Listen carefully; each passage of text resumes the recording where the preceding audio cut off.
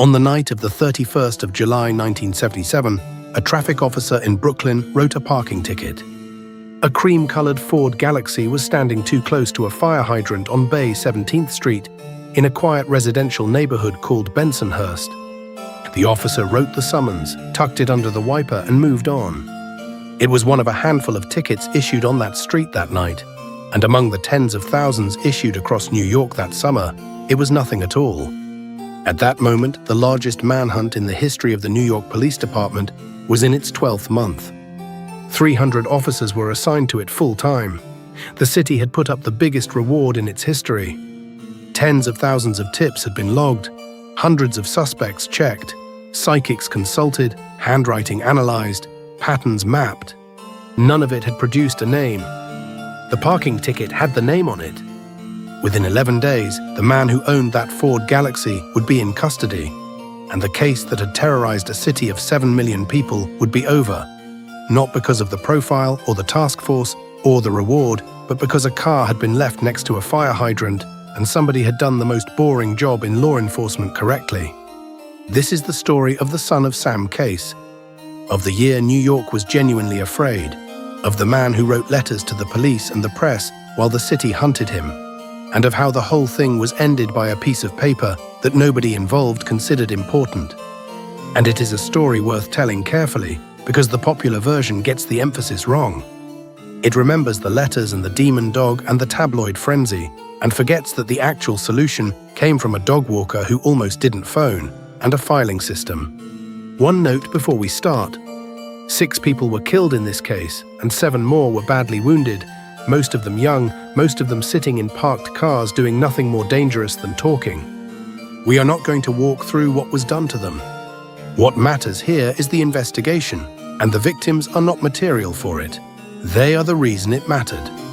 And one more thing this case offers that the others we have covered do not: a control experiment in what fear does to a modern city. Wichita was afraid of BTK, but Wichita's fear was chronic, spread across 17 years. New York's was acute, 12 months, 7 million people, a media apparatus pouring petrol on it daily, and the record of what that did is unusually rich, because everyone who lived through the summer of 1977 seems to have written about it. The empty discos, the hair salons doing a run on shortcuts, the boyfriend who made his girlfriend crouch below the dashboard on the drive home, the parents sleeping badly until they heard the key in the door. A city is a machine for strangers trusting each other, and for 1 year the machine ran with the trust removed. That, as much as the body count, is what he did. And it is worth keeping in view as we go, because the fear was not a side effect of the crimes. On the evidence of the letters, it was the product he was most proud of. Start with the city, because the fear is the context for everything. New York in 1976 and 1977 was a city already in trouble. It had nearly gone bankrupt the year before. That story is on our finance channels. Services were cut. The subway was covered in graffiti, and crime was at historic highs. In July 1977, a blackout would shut the entire city down for a night and set off widespread looting. The tabloids were in a circulation war. The mood was raw. Into that city in the summer of 1976 came something new. On the 29th of July 1976, 2 young women were sitting in a parked car outside an apartment building in the Bronx, talking after a night out. A man walked up to the car and without a word fired into it. Donna Loria, who was 18, was killed. Her friend was wounded and survived. There was no robbery, no argument, no connection between the shooter and the young women. Nothing that made sense to the detectives who caught the case, and nothing to work with. A stranger had walked out of the dark, fired, and walked back into it. An unsolvable case in the ordinary run of things, one folder among many in a violent year. Then it happened again. In October, a couple sitting in a parked car in Queens. In November, 2 young women on a stoop. In January 1977, a couple in a parked car, Christine Freund, was killed. In March, a student named Virginia Voskarishian was shot walking home from the subway. In April, another couple in a parked car in the Bronx, Valentina Suriani and Alexander Esau, both killed. By then, the police had something. Ballistics had matched the bullets. Every one of these shootings had been done with the same weapon. a Charter Arms bulldog, a 5-shot revolver chambered in .44 caliber, a distinctive and relatively uncommon gun.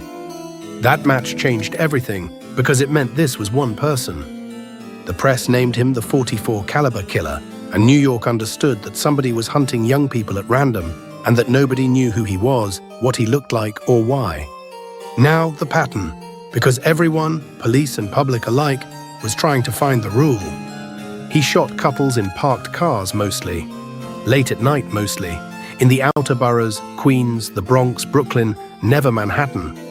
Many of the young women had long dark hair, and that detail took on a life of its own. Across the city that year, women cut their hair short, dyed it blonde, bought wigs. Discos and lovers' lanes in Queens emptied. Parents imposed curfews on grown daughters. Restaurants in the affected neighborhoods reported business collapsing. Whether the hair detail was ever really a rule is genuinely unclear. Investigators themselves went back and forth, and the later victims did not all fit it. But that is what fear does with a pattern. It finds one because a rule you can follow feels safer than randomness.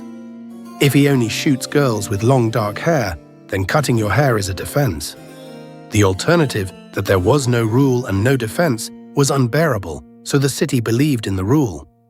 Then, in April 1977, at the scene of the Suriani and Esau shooting, he left a letter. It was addressed to Captain Joseph Borelli of the NYPD, and it was unlike anything the detectives had seen. Rambling, strange, written in block capitals, veering between menace and something almost plaintive. It rejected the idea that he hated women, and it gave him the name that replaced the tabloids one. I am the son of Sam.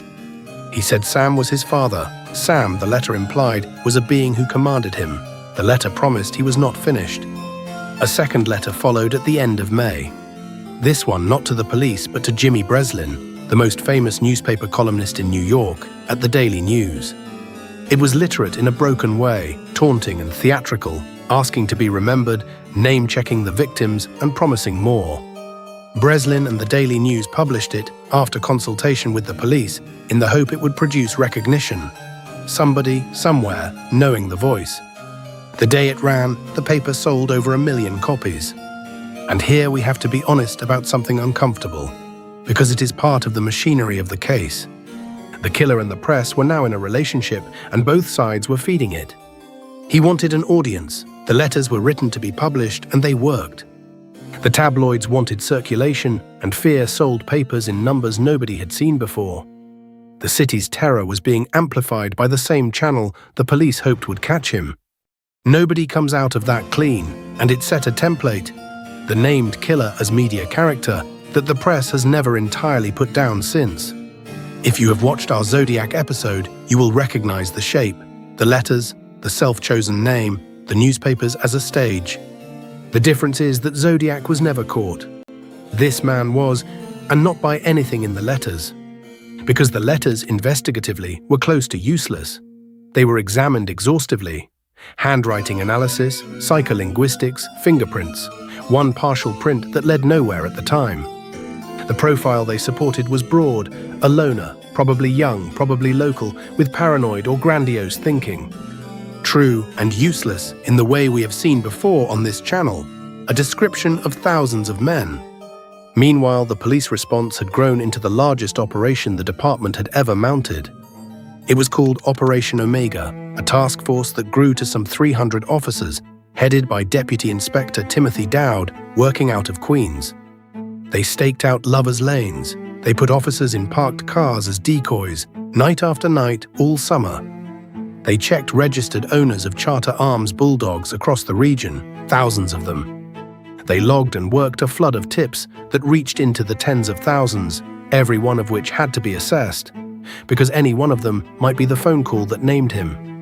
And here is the position they were in, which by now will be familiar.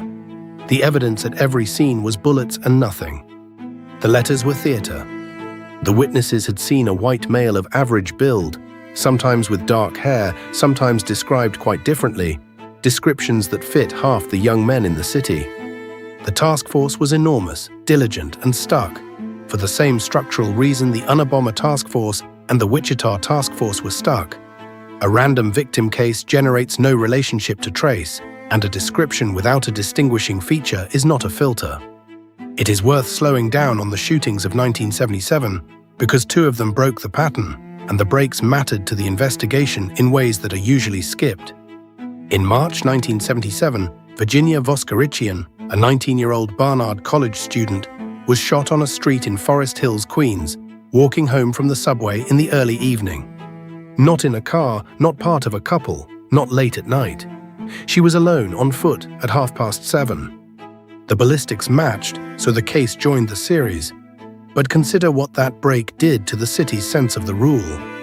If the rule was couples in parked cars after midnight, you could stay safe by not being a couple in a parked car after midnight. Voskerichian's death said there was no rule. Anyone, on any street, at any hour of the evening. That is the week the fear stopped being a neighbourhood problem and became general. It also gave the police a moment they agonized over for months. A patrol car responding passed a young man on the street near the scene.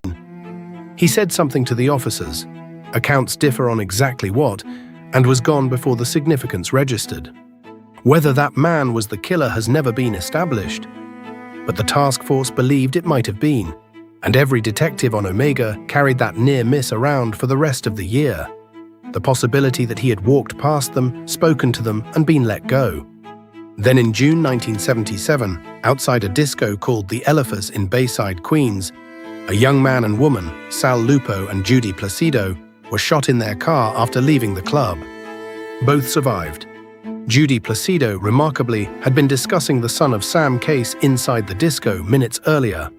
That is how completely the fear had saturated ordinary conversation. She was shot 3 times and did not initially realize she had been hit. 2 survivors, more witness fragments, and a new problem. The descriptions did not converge. Some witnesses across the series described a man with dark curly hair. Others, including from the later scenes, described a man with straight or sandy hair, sometimes in a way that suggested a wig, sometimes in a way that suggested a different person entirely. The police released composite sketches that visibly disagreed with each other, and the disagreement itself became a story. Was he wearing disguises? Were the witnesses simply wrong, in the ordinary way frightened people glimpsing a stranger at night are wrong? Or was there more than one man? Hold that question. It returns at the end of this story, because it never fully went away. Meanwhile, understand what Operation Omega was actually doing all those nights, because 300 officers were assigned is an abstraction. They were sitting in parked cars in couples as bait. Male and female officers, night after night, positioned in the lovers' lanes and disco car parks of Queens and the Bronx, waiting to be attacked. Unmarked units watched the watchers. It was dangerous, tedious work, hundreds of nights of nothing, sustained on the knowledge that any given nothing might end in gunfire, and it never once produced contact with the killer. Whether it displaced him, pushed him toward different boroughs and different circumstances, is unknowable. But the last shooting happened in Brooklyn, where the saturation was thinnest, and displacement is one plausible reading of why. They were also drowning in information, which is its own kind of failure state. The hotline took thousands of calls a week at the peak. Every call generated paper.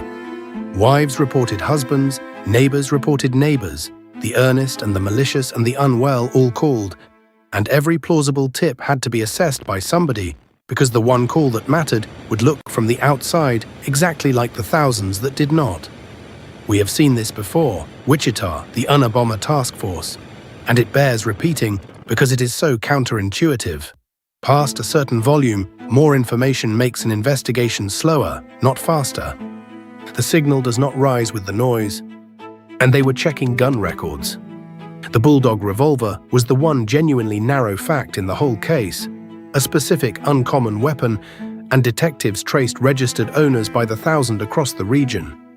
The gun that was eventually recovered had been bought in Texas by a friend of Berkowitz's from his army days and passed to him privately.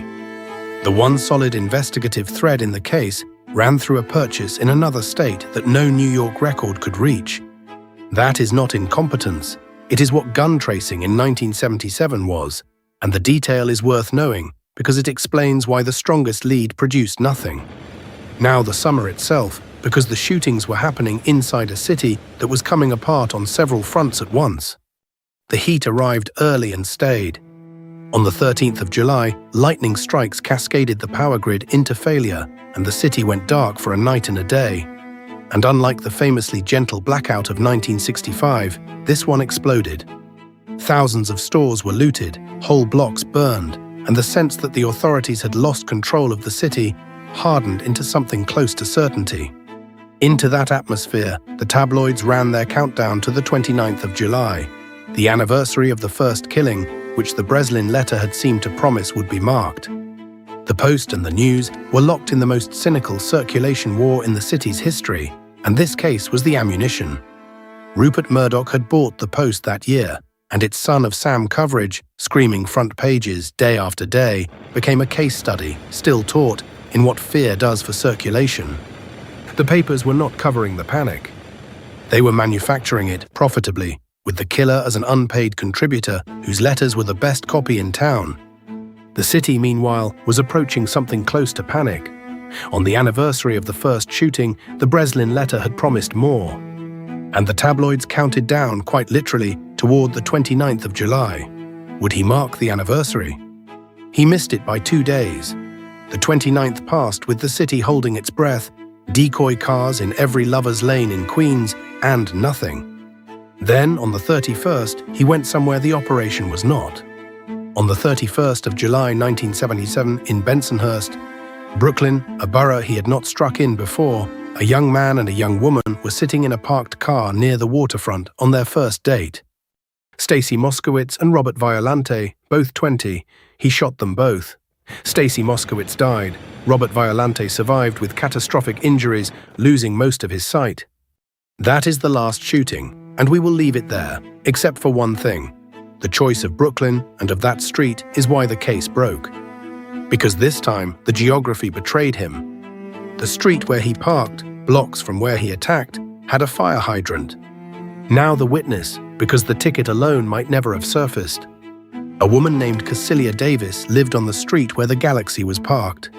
Late that night, she was walking her dog, and she noticed things. The kind of small, sequenced observations that make a real witness.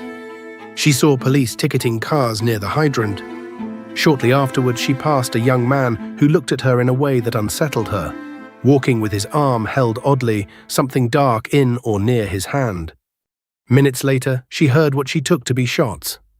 She did not call the police that night or the next day. She was frightened, reasonably so. The killer was famous for shooting people who had seen him, and if he had noticed her, coming forward put her name in the world. It took her 4 days and the urging of friends before she told the police what she had seen. Think about how close that came to not happening. The entire resolution of this case passes through a dog walker deciding, on day 4, to make a phone call she was afraid to make. What she gave the detectives was not a suspect. It was something better, a time and a place with paperwork attached. If the police had been ticketing cars on that street shortly before the shooting, then somewhere in the city's records was a list of every car that had been parked there, with registered owners attached. Understand why that is better than a description. A description is an opinion about a face, formed in the dark, under fear, in seconds. And this case had already demonstrated, in its dueling composite sketches, what such opinions are worth. A parking summons is not an opinion. It is a license plate transcribed by an officer with a pen, standing still, with no reason to be wrong. It converts the question, who was that man, unanswerable, into the question, whose cars were on this street at 11 o'clock, which a clerk can answer from a drawer. Even so, the ticket lead was nearly lost in the shuffle, and honesty about the record requires saying so. In the first days after Bensonhurst, the task force was working other, more glamorous leads, including a lengthy pursuit of a different local man that consumed serious resources. The summons check was one line of inquiry among many, and not the favored one. Retrieving the physical tickets from the system took days and more than one request. The mundane lead had to survive the competition of the exciting ones, and it very nearly didn't. That, too, is a pattern worth naming. In the moment, before you know the answer, the boring lead always looks like the one that can wait. Detectives pulled the summonses issued in that area that night. There were only a few. Most checked out immediately, local residents, ordinary explanations. One was a cream Ford Galaxie registered to a David Berkowitz of Pine Street, Yonkers. Yonkers is not Brooklyn. It is a separate city north of the Bronx, a long drive from Bensonhurst. There was no innocent reason anybody could think of for that car to have been on that street at that hour. And its owner, when detectives began asking around, turned out to be already known to police in his own neighbourhood, for reasons that had nothing officially to do with the case. Because in Yonkers, strange things had been happening for a year, and they had a paper trail of their own. A family called the Carr family, who lived behind Berkowitz's building on Pine Street, had been receiving anonymous letters, disturbing, escalating letters complaining about their black Labrador. The dog had subsequently been shot. A neighbor had received bizarre anonymous notes. There had been unexplained fires in the neighborhood, and someone had been keeping what later turned out to be a diary of them. Local police had looked at the odd young postal worker at 35 Pine Street in connection with some of it. The Carr family's name was Sam. Sam Carr, the owner of the dog. Son of Sam. When the Brooklyn detectives and the Yonkers officers compared notes, the hair on their arms must have stood up. The task force had spent a year sifting the entire city. The answer had been sitting in a neighbor dispute file in Yonkers, attached to a man whose car had just been ticketed at a murder scene.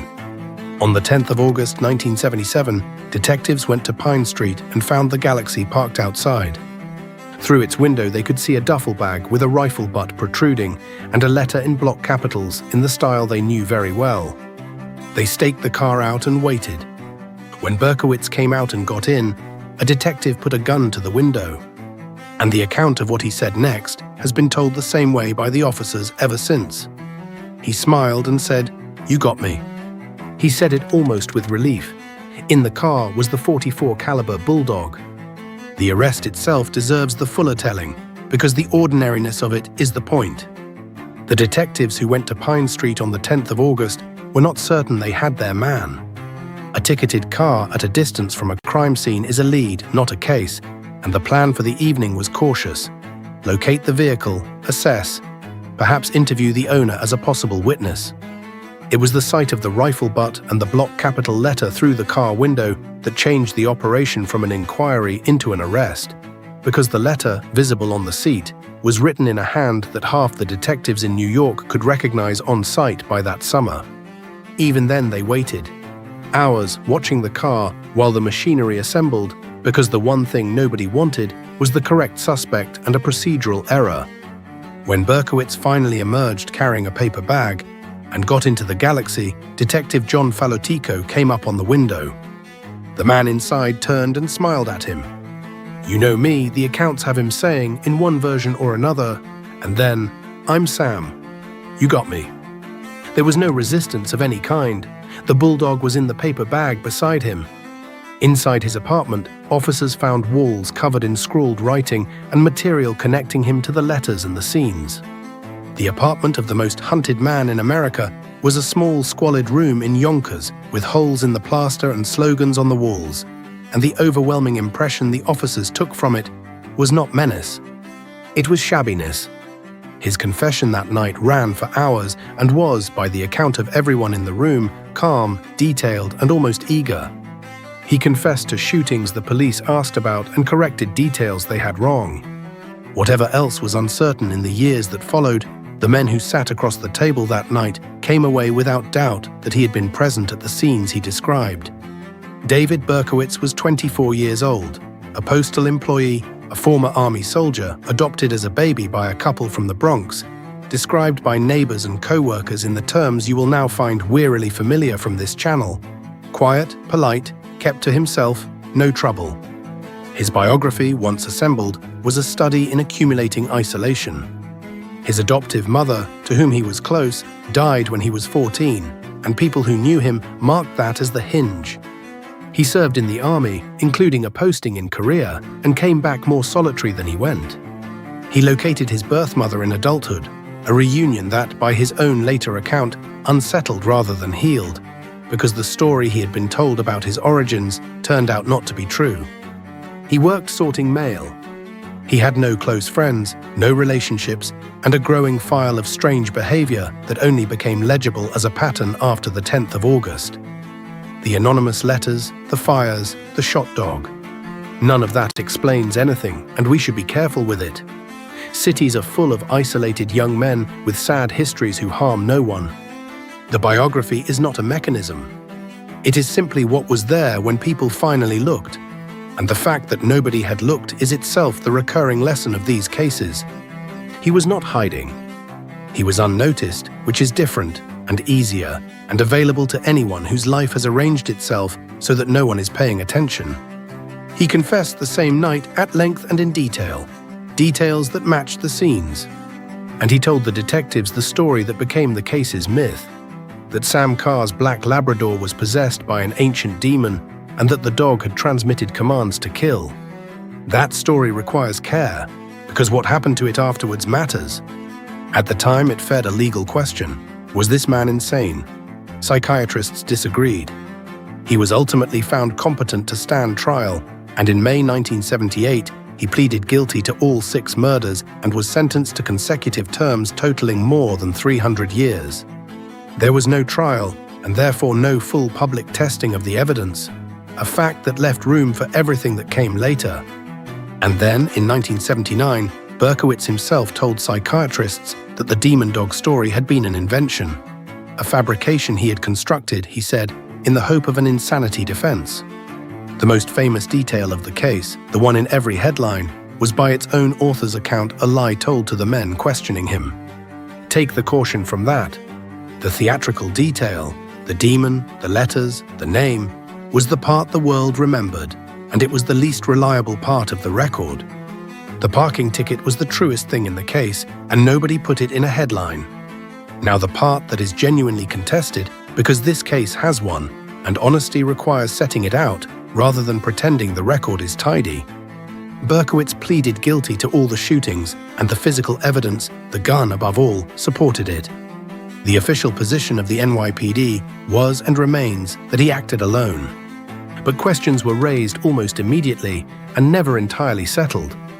Witness descriptions across the shootings varied more than one shooter should produce, different builds, different hair. A journalist named Maury Terry spent years arguing that Berkowitz had not acted alone but as part of a group, and pointed at, among others, the sons of Sam Carr, John and Michael Carr, both of whom died young in strange circumstances within a few years of the arrest. And Berkowitz himself from prison in later years said the shootings had involved a cult and that he had not pulled the trigger in every attack, while refusing to elaborate in any way that could be tested. The Yonkers authorities briefly reopened an inquiry in the 1990s. Nothing came of it that changed the official account. What should you make of that? Here is the fair summary. The convicted man is a confessed serial fabricator whose most famous claim was, by his own admission, a lie, which cuts both ways because it undermines his lone gunman confession and his cult claims equally. The conspiracy case rests substantially on witness variation, which is real, and on the strangeness around the Carr brothers, which is also real, and neither of which is proof. No physical evidence has ever placed a second shooter at any scene. It is not settled in the way people want it to be, and this channel is not going to pretend otherwise. What is settled is who owned the gun, whose car was ticketed, and who said "you got me." There is a legal postscript, and it is the case's most concrete legacy. Within months of the arrest, publishers were reported to be offering large sums for Berkowitz's story. The idea that the man who had terrorized the city might become wealthy narrating it produced genuine public revulsion, and the New York legislature passed a statute in 1977 requiring that money earned by criminals from selling their stories be held for the benefit of their victims. It was called, and is still called, the Son of Sam law. In 1991, the Supreme Court struck down New York's version as a violation of the First Amendment. The ruling arose from a case involving a different criminal's memoir, and the state rewrote it more narrowly. Versions of it exist across America to this day. It is a strange kind of memorial. The case's most enduring legal product exists specifically to prevent the man at the center of it from profiting, because everyone understood, even in 1977, that he would try to convert his notoriety into an income. The audience seeking that ran through the letters was correctly diagnosed by the legislature within weeks. Berkowitz remains in prison. He has been denied parole repeatedly, and for decades now has described himself as a born-again Christian who calls himself the Son of Hope. He has said he does not seek release, and at his parole hearings he has said in substance that he deserves to stay where he is. Whether that transformation is genuine is not something this channel can adjudicate, and it does not much matter for our purposes. What is worth noticing is the continuity. The man who named himself Son of Sam renamed himself Son of Hope. The instinct to be a named character in a story about himself did not go away. It changed genre. And the people the story actually happened to deserve the last word before the lessons, because their aftermath is the part the retellings skip. Robert Violante, who survived Bensonhurst, lost one eye entirely and most of the vision in the other at 20 on a first date. He rebuilt a life around that fact and spent it, in his public statements, opposing every parole application, patiently, decade after decade. The survivors of the other shootings carried bullets, paralysis, and grief through the same decades, mostly without microphones. Stacy Moskowitz's mother, Nasa, became for 30 years the case's most unrelenting public voice, attending hearings, giving interviews, refusing to allow the file to close emotionally, even though it had closed legally. In a strange late chapter, she corresponded with Berkowitz himself before her death, an exchange she described in terms that resist simple summary, which is often what the aftermath of these cases actually looks like. Not resolution, but people managing an unresolvable thing for the rest of their lives. The detectives, too, carried it. Timothy Dowd, who led Omega, was asked for the rest of his career about the case that made his name, and gave the same honest answer in different forms: that the work mattered, that the system functioned, and that the break, when it came from a parking ticket. Falotico and his partner spent decades gently correcting the record about who said what at the arrest. The one thing every one of them agreed on was the one thing the mythology never absorbed: that the ending was ordinary, procedural, and small. And the Carr brothers, since we raised them, should be accounted for honestly. John Carr died in 1978 in North Dakota of a shotgun wound recorded as suicide. Michael Carr died in 1979 when his car hit a streetlight on the West Side Highway. 2 young deaths in 2 years in the immediate orbit of the case is exactly the kind of pattern that keeps a conspiracy alive for half a century. And it is also, in a country of accidents and suicides, exactly the kind of pattern that coincidence produces all the time. Both statements are true. That is why the question has never fully closed, and why this video reports it as open rather than resolving it by preference. One more strand belongs in the record before the lessons, because it shaped everything that came after in American policing. The Son of Sam investigation was, by the standards of its time, technologically primitive in a way that shocked even its own participants. Tips were on paper, summonses were on paper, gun registrations were on paper, filed by state, unsearchable across lines. The connection between a ticketed car in Brooklyn and a strange young man in a Yonkers neighbor dispute file existed for days before any human being was in a position to see both facts at once, because the facts lived in different drawers, in different cities, in systems that could not speak to each other. The case became one of the standard arguments in the decades that followed for the computerization of police records, for the databases that would later make cases searchable across jurisdictions. Whether those systems would have caught him faster is unknowable. What is certain is that the case was solved at the exact moment 2 pieces of paper from 2 different filing systems landed on the same desk, and that it took a year, a witness, and a dead dog to make that happen. So what does this case actually teach? 4 things. The first is the one the whole video has been building to. The largest manhunt in NYPD history was ended by a parking summons. Not by the 300 officers, though their work narrowed the ground. Not by the profile, which described half the city. Not by the letters, which were theater. By a hydrant, a ticket, and a clerk's ability to retrieve it, the most boring apparatus the city possessed. There is a lesson in that which recurs across every case this channel has covered. The Unabomber fell to prose style. BTK fell to file metadata. Berkowitz fell to parking enforcement. The instrument of capture is almost never the glamorous one, because the glamorous evidence, the letters, the taunts, the performance, is the part the offender controls and curates. The mundane paper trail is the part nobody thinks to control because nobody thinks of it at all. He wore no gloves against the parking ticket. There was no way to. The city writes down where cars are, and he had a car. The second is about the witness. Cecilia Davis was frightened, and she came forward anyway, 4 days late and in spite of it, and everything followed from that. Every task force in the world runs on the willingness of ordinary scared people to make a phone call that costs them something. The reward, the largest in the city's history, played no part.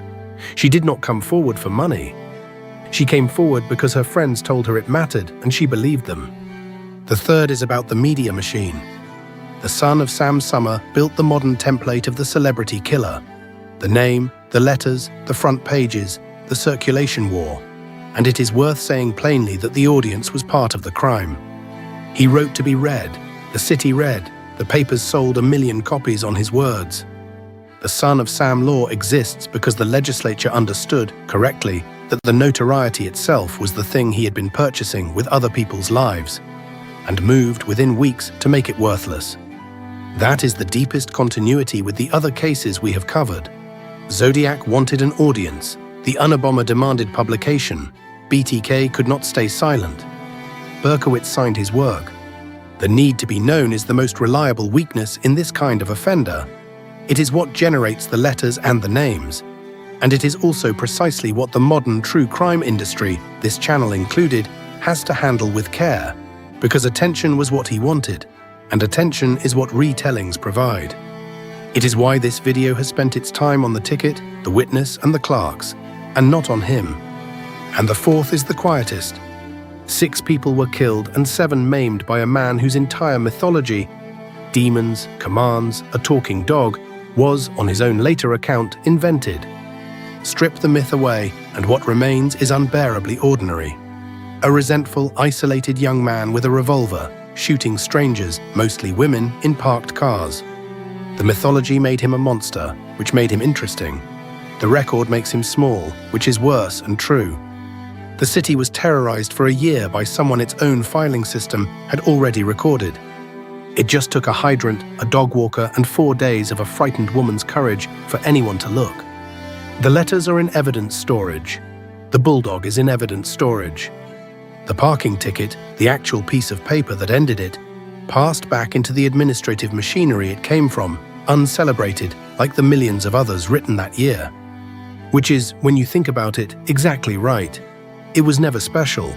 That was the whole point. The city had been recording the truth all along, one license plate at a time, waiting for somebody to have a reason to read it. Sources and method. This account draws on the NYPD record of the Omega Task Force and the arrest, the New York court record of the guilty plea and sentencing, the published texts of the Borelli and Breslin letters, contemporaneous reporting from the New York Daily News, the New York Times and other outlets across 1976 and 1977, the 1979 psychiatric accounts in which Berkowitz recanted the demon story, the Supreme Court's 1991 ruling on the son of Sam Law, and the published claims and counterclaims concerning accomplices, including the investigative work of Maury Terry and the responses of the NYPD. Where the record is genuinely contested, above all, whether Berkowitz acted entirely alone, this video sets out the competing positions and the limits of the evidence rather than choosing the tidier story. Details of the attacks themselves have been kept to the minimum needed to follow the investigation. The people he killed and wounded are not material for a story about a parking ticket, and this account does not treat them as such. In February 2005, a man who had evaded capture for 31 years sat down and asked the police a question. He did it the way he did everything, carefully, in writing, through a message left where he knew they would find it. He wanted to know whether a floppy disk could be traced back to the computer that wrote it. If he sent them one, could they follow it home? It was a reasonable question. He had spent 3 decades being careful. He had never left a fingerprint they could use. He had never been seen well enough to be identified. He had walked away from crime scenes in a city that was hunting him and gone back to an ordinary life so unremarkable that nobody around him ever wondered. And the police, who by this point understood him better than he understood himself, took out a classified advertisement in the Wichita Eagle. It said the disc would be fine. It was a lie. It was a lie printed in a newspaper, in a public notice, in a form he had himself proposed. And he believed it. He sent the disc. Inside a deleted document on it, invisible unless you knew to look, was the name of a church and a first name. 3 days later, he was under arrest. Dennis Rader had killed 10 people. He had taunted the police in letters for 31 years. He was the president of his church congregation council, a Cub Scout leader, a city compliance officer who measured people's grass and impounded their dogs. He had a wife and 2 children who knew nothing. And what ended it was not DNA, not a witness, not a confession, and not a fingerprint. It was metadata. A few dozen bytes of housekeeping that a word processor wrote into a file without being asked, and that he did not know existed. This is the story of how the most careful man in Kansas was caught by a computer being tidy. And it is worth saying at the outset what this video will not do. It will not walk you through what he did to the people he killed. Those details are a matter of public record, and they are not the story here. The story is the investigation and the strange 30-year silence in the middle of it, and the question of why a man who had got away with it completely picked up a pen and started writing again. Because that is the part that has no comfortable answer. Start with the city and with 1974. Wichita, Kansas, is a mid-sized American city on the plains. An aviation town, flat, ordinary, the sort of place people describe as somewhere nothing happens. In January 1974, 4 members of one family were killed in their home in the space of a morning. A husband, a wife, and 2 of their children. The 2 older children came home from school and found what had happened. That is as far as we are going to go into it, and it is far enough to understand what the city was dealing with. It was not a killing that made sense. There was no robbery, no dispute, no obvious motive, nothing that fitted the ordinary categories detectives work in. 2 more women were killed that same year, in the spring and the winter, in circumstances that suggested the same person. And in October 1974, a man rang the Wichita Public Library and told a librarian to look in a particular engineering book on a particular shelf. Inside it was a letter. The letter claimed responsibility for the family killed in January. It contained details that had not been released. It complained at some length and with evident irritation that the newspapers had been reporting the case wrongly and that another man was being wrongly suspected. And it asked for a name. That is a genuinely strange document, and it is the key to the entire case. He was not writing to threaten anybody or to make demands. He was writing because the coverage was inaccurate and it annoyed him, and because the killings had not yet been recognized as a series, as his series. He wanted the record corrected, and he wanted a label. Consider how much risk that letter cost him for no operational gain whatsoever. He had to obtain the book, write the document, travel to a public library, place it, and then telephone to make sure it was found. Every step an opportunity to be seen, remembered or recorded. A man whose only goal was to avoid capture would have done none of it. There was nothing to correct that threatened him. Being wrongly reported is not being caught. He proposed several, and the one he settled on was an acronym describing his method: bind, torture, kill.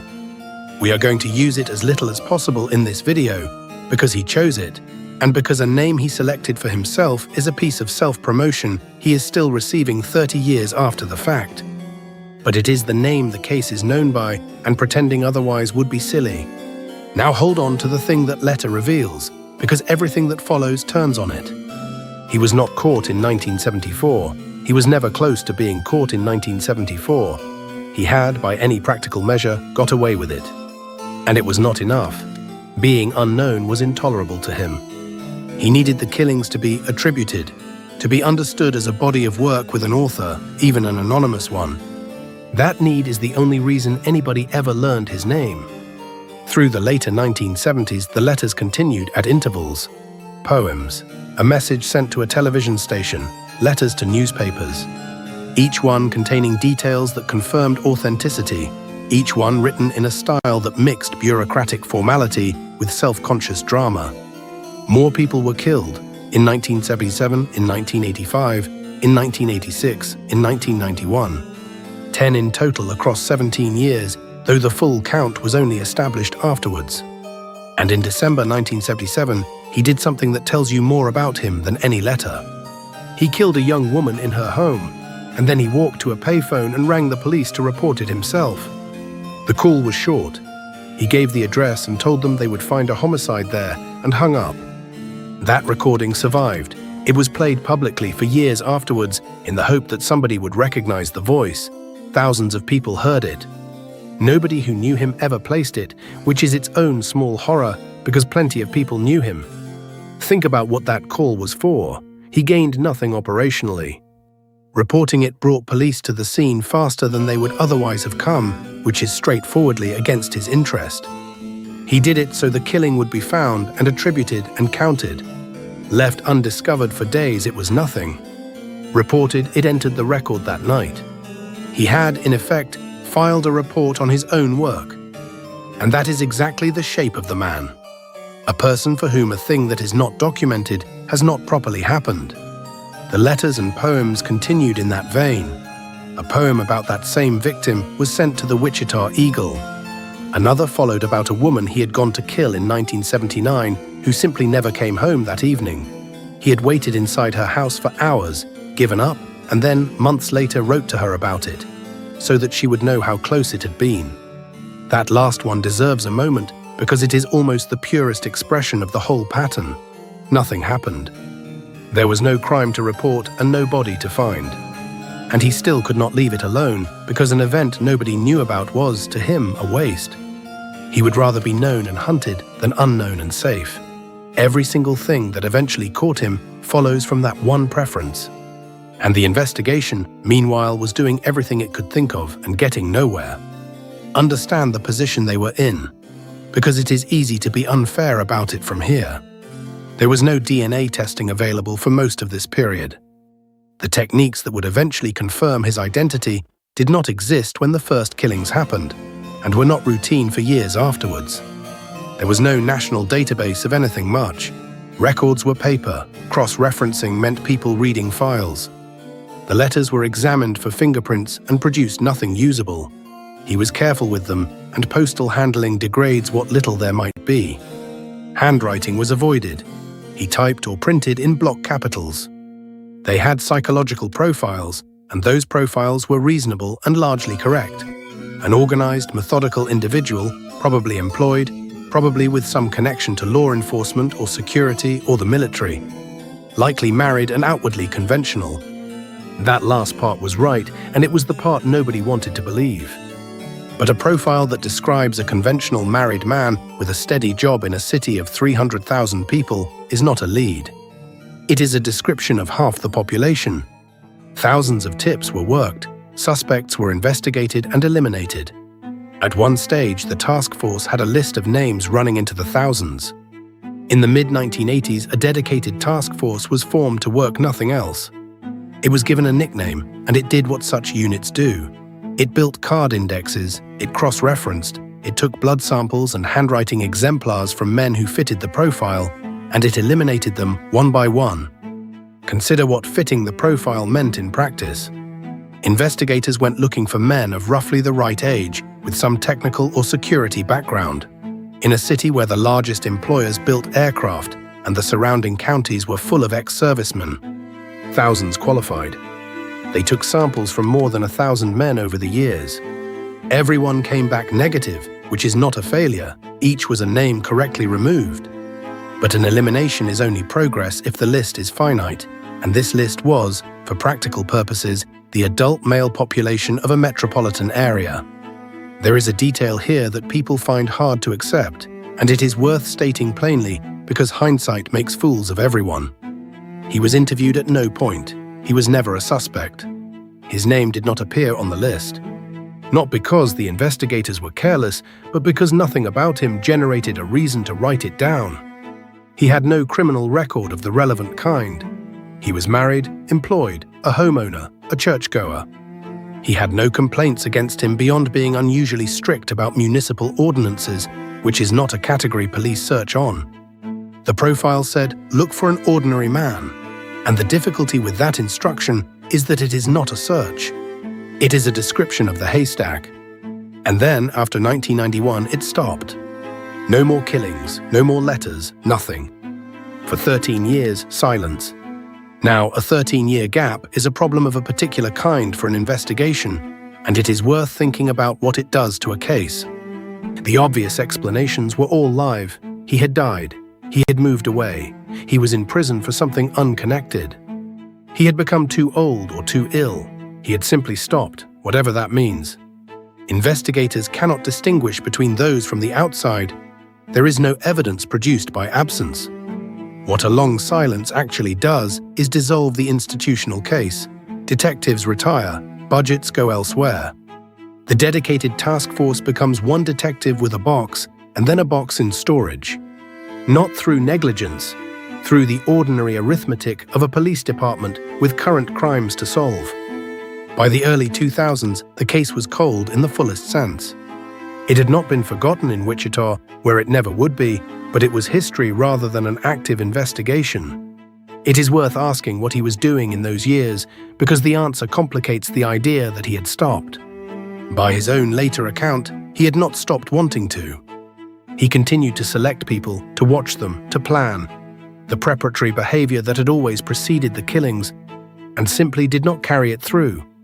He described periods of intent that came to nothing, sometimes because circumstances failed, and sometimes because he chose to break off.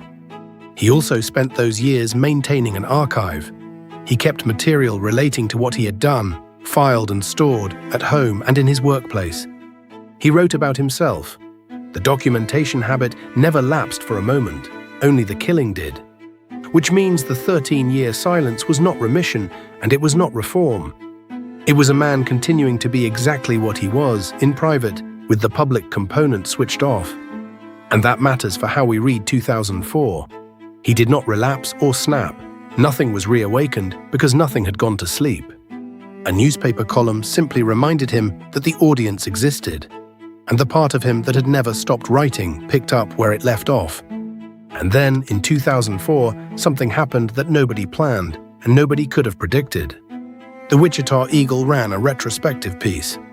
It was the 30th anniversary of the first killings, and a columnist wrote about the case, about the family, about the years, about the fact that it had never been solved. Around the same time, a local lawyer was working on a book about it. Ordinary Journalism, a commemoration. In March 2004, a letter arrived at the Eagle. Inside were photographs of a crime scene from 1986 and a photocopy of the victim's driving license.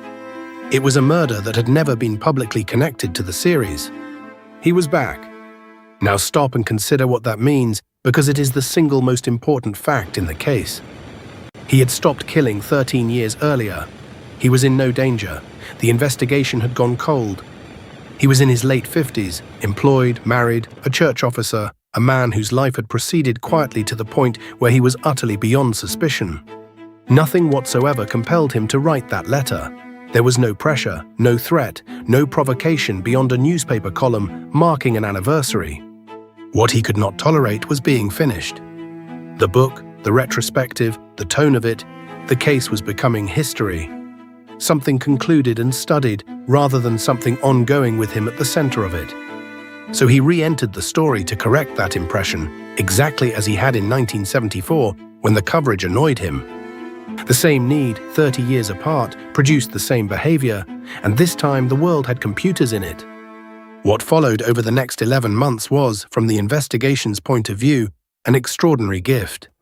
He sent package after package, puzzles, word games, documents in envelopes, items left in the beds of pickup trucks and in public parks and taped to road signs, a cereal box left in a rural mailbox, a doll wrapped with a bag over its head left in a park, which is as ugly a detail as this video is going to include, and is included because it shows how far he had gone from taunting into performance. Each one was communication, each one was a physical object that had traveled from his hands to theirs. And he numbered them. That is not a detail people usually register, and it is the most revealing thing in the whole 11 months. He was keeping count. He treated the correspondence as a series with an index, the way a clerk treats a case file, so that the record would be complete and in order, and so that anyone reading it later would be able to follow the sequence without gaps. He also began sending material about himself, not confessions exactly, biography. Documents describing his own development, written in the third person, drafted as though for a future reader who would need the background explained. He was, quite literally, compiling his own archive and posting it to the people investigating him. Meanwhile, the physical objects were accumulating in an evidence room, and each one was an opportunity. A cereal box that had been handled, tape, envelopes, cardstock. Every item had been touched, carried, prepared somewhere private, and then placed somewhere public, which meant every item was a chance he would slip and a chance he might be seen placing it. At least one drop was captured on a security camera at the business where he left it. The footage showed a vehicle. It was not enough to identify anybody, but it narrowed things, and it demonstrates the shape of the risk he was running 11 times over. None of that is what got him, but it is why the police were content to let the conversation continue rather than cutting it off. Every package was another roll of the dice in their favor, and they only needed to win once. He, by contrast, needed to win every time, and he had chosen, for no reason anybody forced on him, to keep playing. And the police did something clever, which is worth understanding properly, because it is the actual investigative work in this story. They did not treat these as evidence to be catalogued and filed. They treated them as a conversation, and they set about managing it. They kept the tone respectful in public. They avoided ridiculing him, because ridicule ends a conversation. They responded to the messages in ways that encouraged more. A local detective became the public face of the case and spoke about him in measured terms. Their working theory, correct as it turned out, was that his need for recognition would keep him writing, and that every additional item was another chance for a mistake. They were, in effect, running a source who did not know he was a source. And the strategy is worth taking seriously because it ran against instinct at every point. The instinctive response to a man taunting the police is to refuse to play, to give him nothing, to deny him the attention, to make clear he is a criminal rather than an adversary worth answering. That instinct is morally clean, and it would have been a disaster. What they did instead was harder to stomach. They spoke about him publicly in level, almost courteous terms. They acknowledged his messages. They treated the exchange as a channel to be kept open rather than an insult to be rebuffed. Understand the calculation. 31 years of physical evidence had produced nothing. The only thing generating new material was his own compulsion to communicate, and that compulsion was fragile. A man who felt ridiculed or ignored might simply stop, and if he stopped, there was nothing left. So the case was not solved by outthinking him. It was solved by keeping him talking long enough for him to make one mistake, and by understanding that the way to keep him talking was to take him seriously. There is something bleak in that, and it should be said rather than dressed up. The investigators had to give a man who killed 10 people exactly what he wanted, an audience that responded, in order to stop him. They knew it and did it anyway, because the alternative was another decade of silence. It is also why the lie about the disc worked so well. By February 2005, he was not receiving a message from his hunters. He was receiving a reply from a correspondent. 11 months of measured, respectful engagement had quietly converted an adversary into somebody whose word he would take. They did not trick him with the advertisement.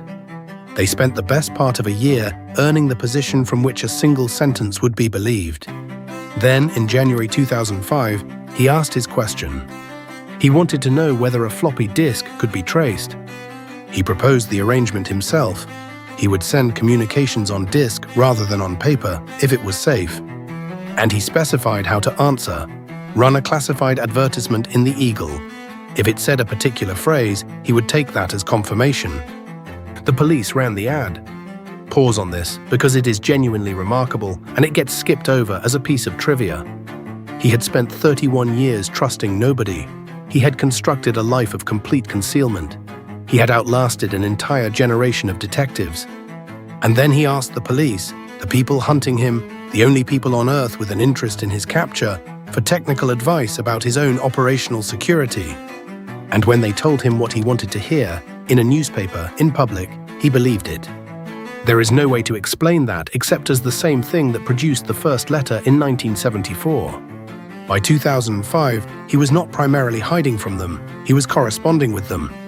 30 years of one-way communication had produced in his mind a relationship. And inside a relationship, you can ask a question and expect a straight answer. The lie worked because he had stopped being able to see them as adversaries. In February 2005, a package arrived at a Wichita television station. Inside was a purple floppy disk. On the disk was a document. It was a message of the kind he had been sending for a year. Instructions, complaints, the usual mixture. And the police did the obvious thing, which was to examine not just what the document said, but what the file itself contained. Here is the part that matters, and it is worth being precise because it is usually described vaguely. When you write a document in a word processor, the program stores more than the words. It records administrative information about the file, when it was created, when it was last modified, and, crucially, identifying details drawn from the software's own configuration and from documents previously worked on. None of that is displayed. You do not see it when you open the file. It is not part of the text. The document on that disk had been created on a computer where the software had been registered or used under a particular first name. And the file retained traces of earlier work done on the same machine, including a deleted document associated with an organization. The organization was Christ Lutheran Church. The first name was Dennis. It is worth being clear about why that information was there at all, because the computer betrayed him makes it sound like surveillance, and it was nothing of the kind. Metadata exists for mundane reasons. Software records who last saved a file so that a shared document can show it. It records timestamps so that files can be sorted and backups compared. It carries fragments of an application's own configuration, the name it was registered under, recently opened documents, because those are the things a word processor needs to offer you a sensible list next time you open it. None of it was designed to identify anybody. It is housekeeping. It is the digital equivalent of a workshop leaving sawdust on everything that passes through it. And critically, it is written automatically, it is not shown to you, and deleting the visible text does not remove it. He could have read that document 100 times and seen nothing but his own words. That is the precise gap he fell into. His entire model of caution was about controlling what he sent ye, the words, the paper, the fingerprints, the handwriting. Every one of those is something a person can inspect before letting it go.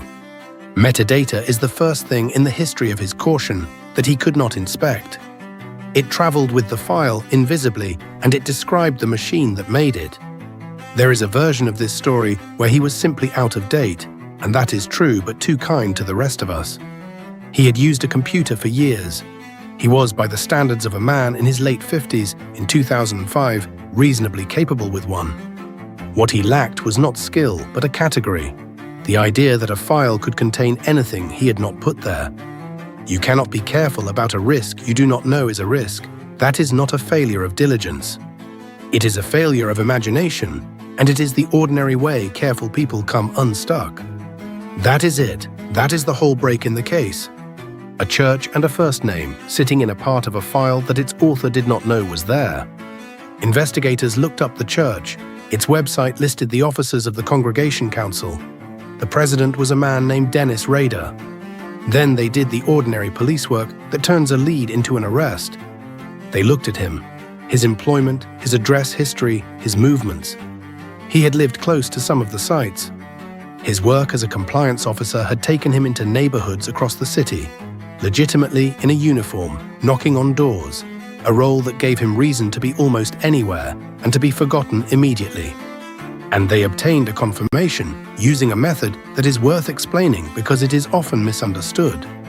Investigators secured a court order for a tissue sample held by a medical facility. A routine sample taken years earlier from Rader's adult daughter as part of ordinary healthcare. Compared against DNA recovered from the original crime scenes, it showed a familial match. The profile from the scenes belonged to a close relative of the woman whose sample it was. That is not genetic genealogy, and the distinction matters. Nobody trawled a family tree or a consumer database. They already had a suspect from the disc. The sample confirmed him. The DNA closed the case, but it did not open it. On the 26th of February 2005, Dennis Rader was pulled over near his home and arrested. He confessed at length, and the manner of it was the last thing that unsettled people. In court, asked to establish the factual basis for his plea, he did not break down or refuse or minimize. He recited 10 counts, one after another, in a flat administrative voice, supplying dates and addresses and procedural detail, occasionally correcting the judge on a point of accuracy. It was, by every account of people in that room, like listening to a man deliver a compliance report. That is not theatre, and it is not remorse withheld for effect. It is the same register as the letters, the same register as the numbered packages, the same register as a man who rang the police to make sure a killing got recorded. The bureaucratic manner was never a costume over something else. It was the thing itself. Asked why, he offered a phrase of his own devising, a name for the compulsion, as though it were a component in a system rather than something he had chosen. Naming it let him describe himself as a person to whom something had happened. Nobody is obliged to accept that framing, and the court did not. Because the killings predated Kansas reinstating the death penalty, the maximum available was imprisonment. He received 10 consecutive life sentences. He remains in prison and will die there.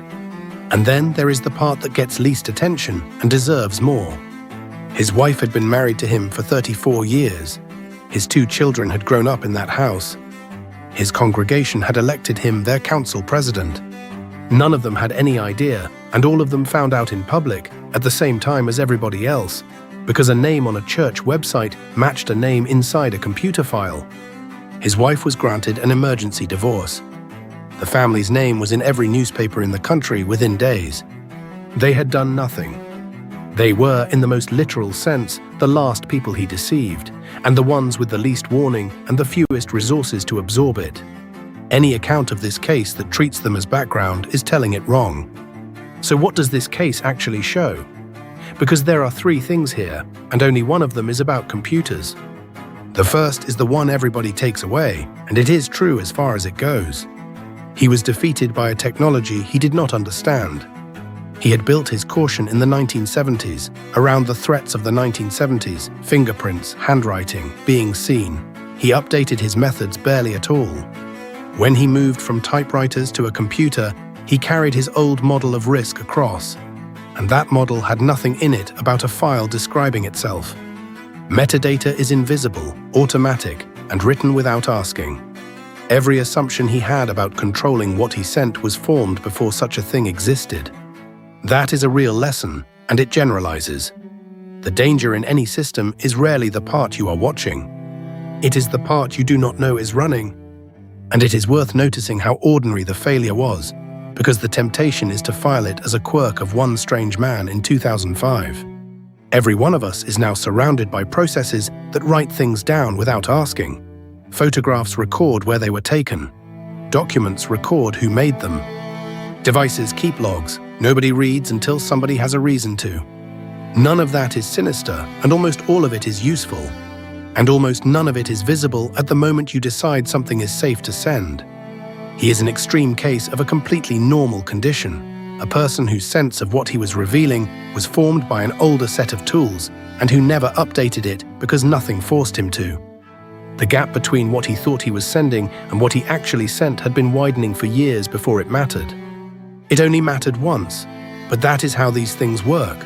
The exposure is continuous and the consequence is a single event.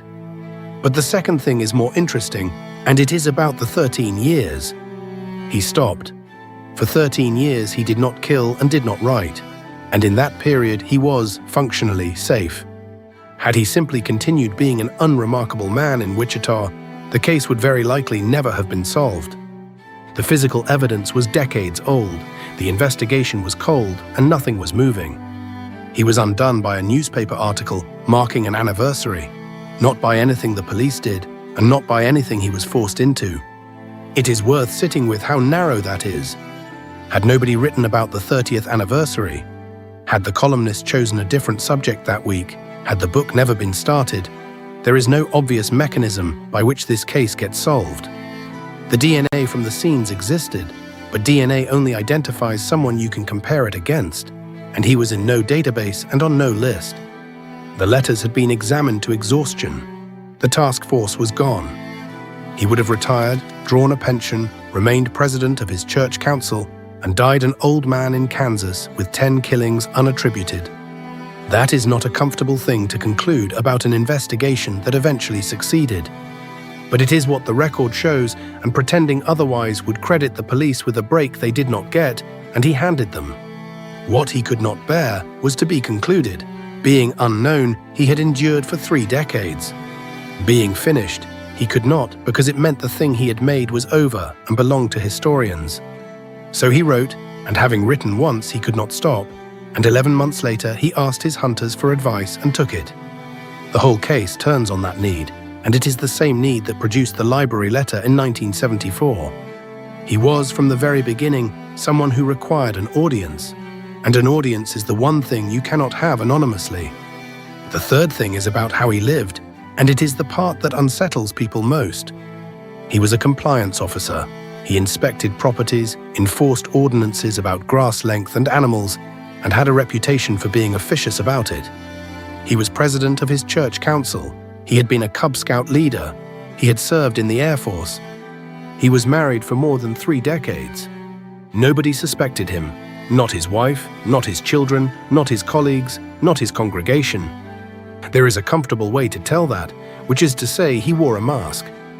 But the people who have studied him carefully tend to reject that framing, and so should we, because it makes it tidier than it is.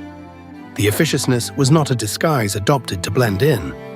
It was genuinely him, a man drawn to rules, procedure, documentation, and the small exercise of authority over other people. The letters read like the work of a bureaucrat, numbered, formal, aggrieved about accuracy, concerned with correct attribution. The same character that made him a tiresome compliance officer is legible in every letter he sent, which is why the profile was right and useless at once. It correctly described a methodical, conventional, employed married man, and that is not a hiding place he cleverly found. It is simply what he was. This is the point at which people usually reach for the word monster, and it is worth resisting, not out of sympathy, but out of accuracy. Monster is a comforting category. It says, this person was a different kind of thing, recognizable if you had looked properly, and therefore the failure to spot him was somebody's fault. It puts distance between him and the ordinary world.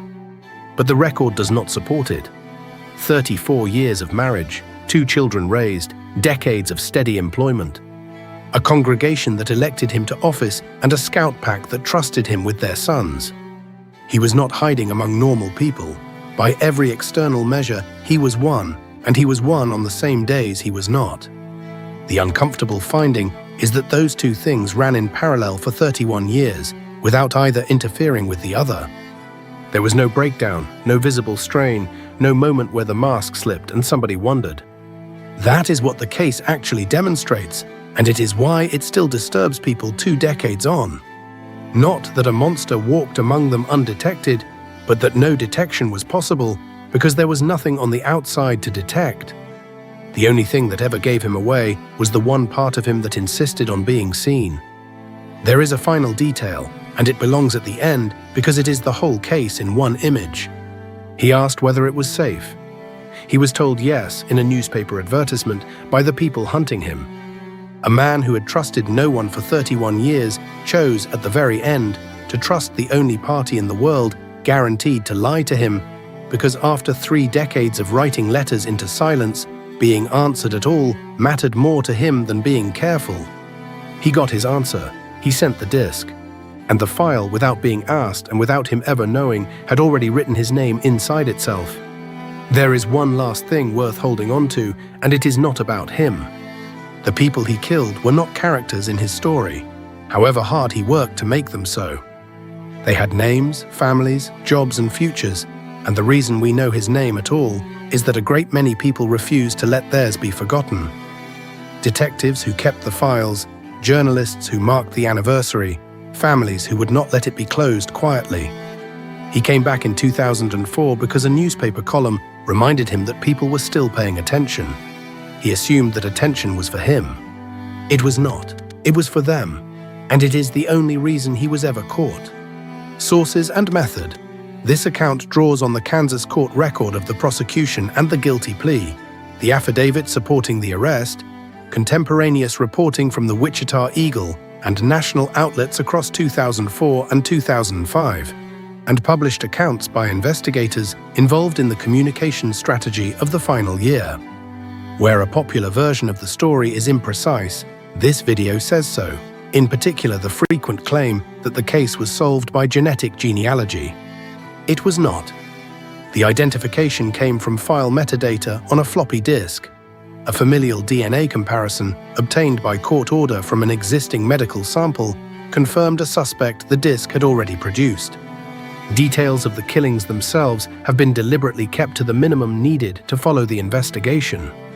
The people he killed were not material for a story about a computer file, and this account does not treat them as such. In September 1995, a man in Schenectady, New York, sat down to read a 35,000-word essay that had just been printed in the Washington Post. He was reading it because his wife had asked him to. She had a suspicion she could not shake, and she wanted him to prove her wrong. He got some way in, and he stopped. Not because of the argument, because of the way it was written, the rhythm of the sentences, certain habits of phrasing he had grown up around. A particular kind of scorn, aimed at a particular kind of person, expressed in a manner he had read in letters for 30 years. David Kaczynski recognized his brother. Over the next 7 months, that recognition ended the longest and most expensive manhunt in the history of the FBI. A case that had run for 17 years, consumed millions of dollars, generated tens of thousands of suspect leads, and produced not one usable piece of physical evidence pointing at anybody. 16 bombings, 3 people dead, 23 injured, and no fingerprint, no witness, no DNA, no informant had brought them any closer. What caught him was a sentence structure. This is the story of a case that could not be solved by forensics, and was solved instead by prose, and of the man who had to decide whether to hand his own brother to a government that might execute him. Because that is the part people forget. David Kaczynski did not simply make a phone call. He made a calculation about his brother's life, with no guarantee whatsoever about how it would end, and he made it anyway. Start with why nothing worked for 17 years. The first device went off in May 1978 at Northwestern University near Chicago. A package had been left in a car park, addressed to an engineering professor. It was returned to the name written as the sender, another professor, who handed it to campus security. The officer who opened it was injured. A year later, another device at the same university. Then, in November 1979, something that changed the scale of the investigation entirely. A package placed in the cargo hold of American Airlines Flight 444 between Chicago and Washington. It did not detonate as intended, it burned. The cabin filled with smoke and the aircraft made an emergency landing. Nobody was killed. But a bomb aboard a passenger aircraft is a federal matter of the most serious kind, and the FBI now had a case with a code name: Universities and Airlines, Unabomber. And from there it ran on and off for the better part of 2 decades. Packages and planted devices, universities in Utah, Tennessee, California, Michigan, Connecticut. An airline president, a computer shop. Years would pass with nothing, and then another one would arrive. The pattern is worth walking through because its shape is the single most misleading thing about the case. Through the early 1980s, the devices came at irregular intervals and were, in the main, crude. People were hurt. Nobody had yet been killed. The bombs were improving. You can read the sequence as a man teaching himself a craft with no instructor, by trial and observation of results. In December 1985, that changed. A device left in the car park behind a computer rental store in Sacramento killed the man who ran it, Hugh Scruton, when he moved it. He was 28 years old and had no connection to anything the bomber claimed to be fighting except the word computer on his sign. Then, in February 1987, another device outside a computer shop in Salt Lake City. And this time, somebody saw a man place it. A woman working inside looked out of the window. That sighting produced the famous sketch: hood, aviator sunglasses, mustache. And then he stopped. For 6 years, nothing. No packages, no devices. Silence. The task force did not know why, and could not know. A gap that long has many possible explanations, and investigators had to hold all of them at once. He had died, he had been imprisoned for something unrelated, he had lost the will, he had moved abroad, he had simply decided to stop. We now know the answer, and it is much simpler. He had been seen. It frightened him, and he went to ground until he judged it safe.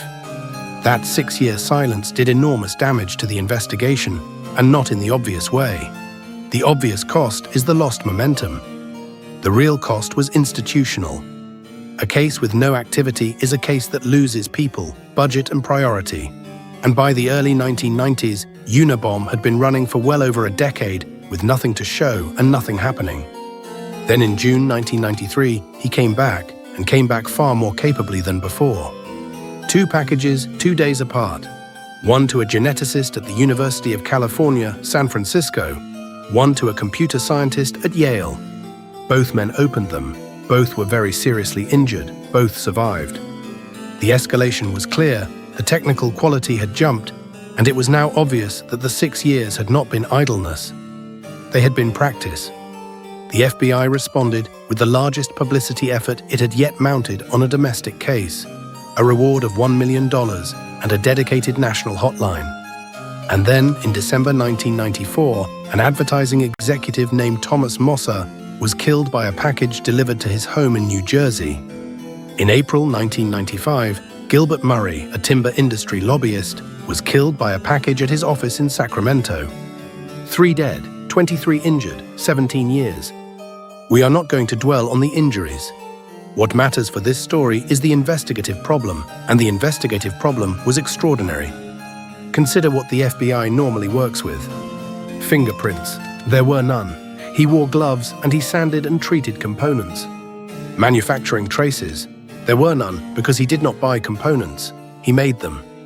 The bombs were assembled from scrap, scavenged wood, hand-carved parts, wire from salvaged appliances, screws and nails and batteries that could have come from anywhere in America. Where a commercial component was necessary, he tended to obliterate the markings. Several devices were built with wood he had shaped himself with hand tools. That is a deliberate defeat of the entire supply chain method of investigation. You cannot trace a purchase that never happened. Witnesses, essentially none. He mailed packages or left them. There is one sketch that became famous, a hooded figure in aviator sunglasses, drawn from a partial sighting in 1987. And it is a reasonable likeness of a man in a hood and sunglasses, which is to say it is a likeness of almost nobody in particular. And he was actively feeding them false leads. Devices carried the initials FC stamped into metal, which the FBI worked on for years. Some contained deliberate planted material intended to point investigators in the wrong direction. He was building the profile he wanted them to have. Then there was the geography problem. Packages were posted from various points, often in Northern California. The targets were spread across the country. There was no home base to work outward from, no cluster to center on. And the profile the Bureau developed, and this is worth being honest about because it is often mocked unfairly, and it was largely reasonable, suggested somebody with technical education, meticulous habits, a grievance against technology, probably operating alone. That profile was broadly correct. It was also useless. It described a suspect pool of many thousands of people and gave no way to narrow it. By the early 1990s, the task force was very large, extremely well-resourced, and completely stuck. It had accumulated an enormous quantity of information about the bomber's methods and psychology, and nothing at all that could put a name to him. It is worth pausing on the scale, because it explains why the eventual solution felt almost insulting. At its height, the task force ran to well over 100 people, drawn from the FBI, the Postal Inspection Service, and the Bureau handling alcohol, tobacco, and firearms. It occupied dedicated space in San Francisco. Its total cost has been estimated in the tens of millions of dollars. After the reward and the hotline went public, the tips came in by the thousand. Everyone had to be logged. A large number had to be worked. Investigators pursued a great many named suspects to the point of elimination and eliminated everyone.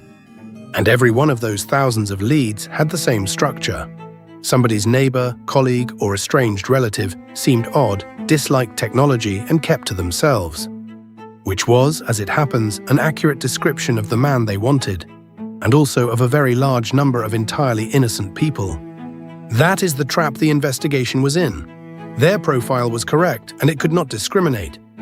They had a filter that passed the right answer along with several thousand wrong ones, and no second filter to apply.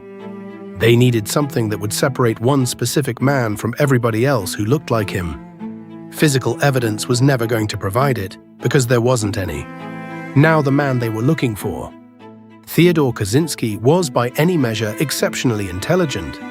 He skipped grades and entered Harvard at 16. He took a doctorate in mathematics at Michigan, in a field of such difficulty that his thesis is described by mathematicians as genuinely formidable work, the kind of result that marks somebody out. In 1967, he became an assistant professor of mathematics at Berkeley, one of the strongest departments in the world, and the youngest ever appointed there at the time. 2 years later, without explanation to anybody, he resigned. That resignation is stranger than it sounds, and it deserves a moment. He was 27. He held a tenure-track post at one of the best mathematics departments on Earth, in a field where such posts are extraordinarily scarce and fiercely competed for. He had produced work his colleagues regarded as genuinely first-rate. The ordinary path in front of him was tenure, a full professorship, and a career.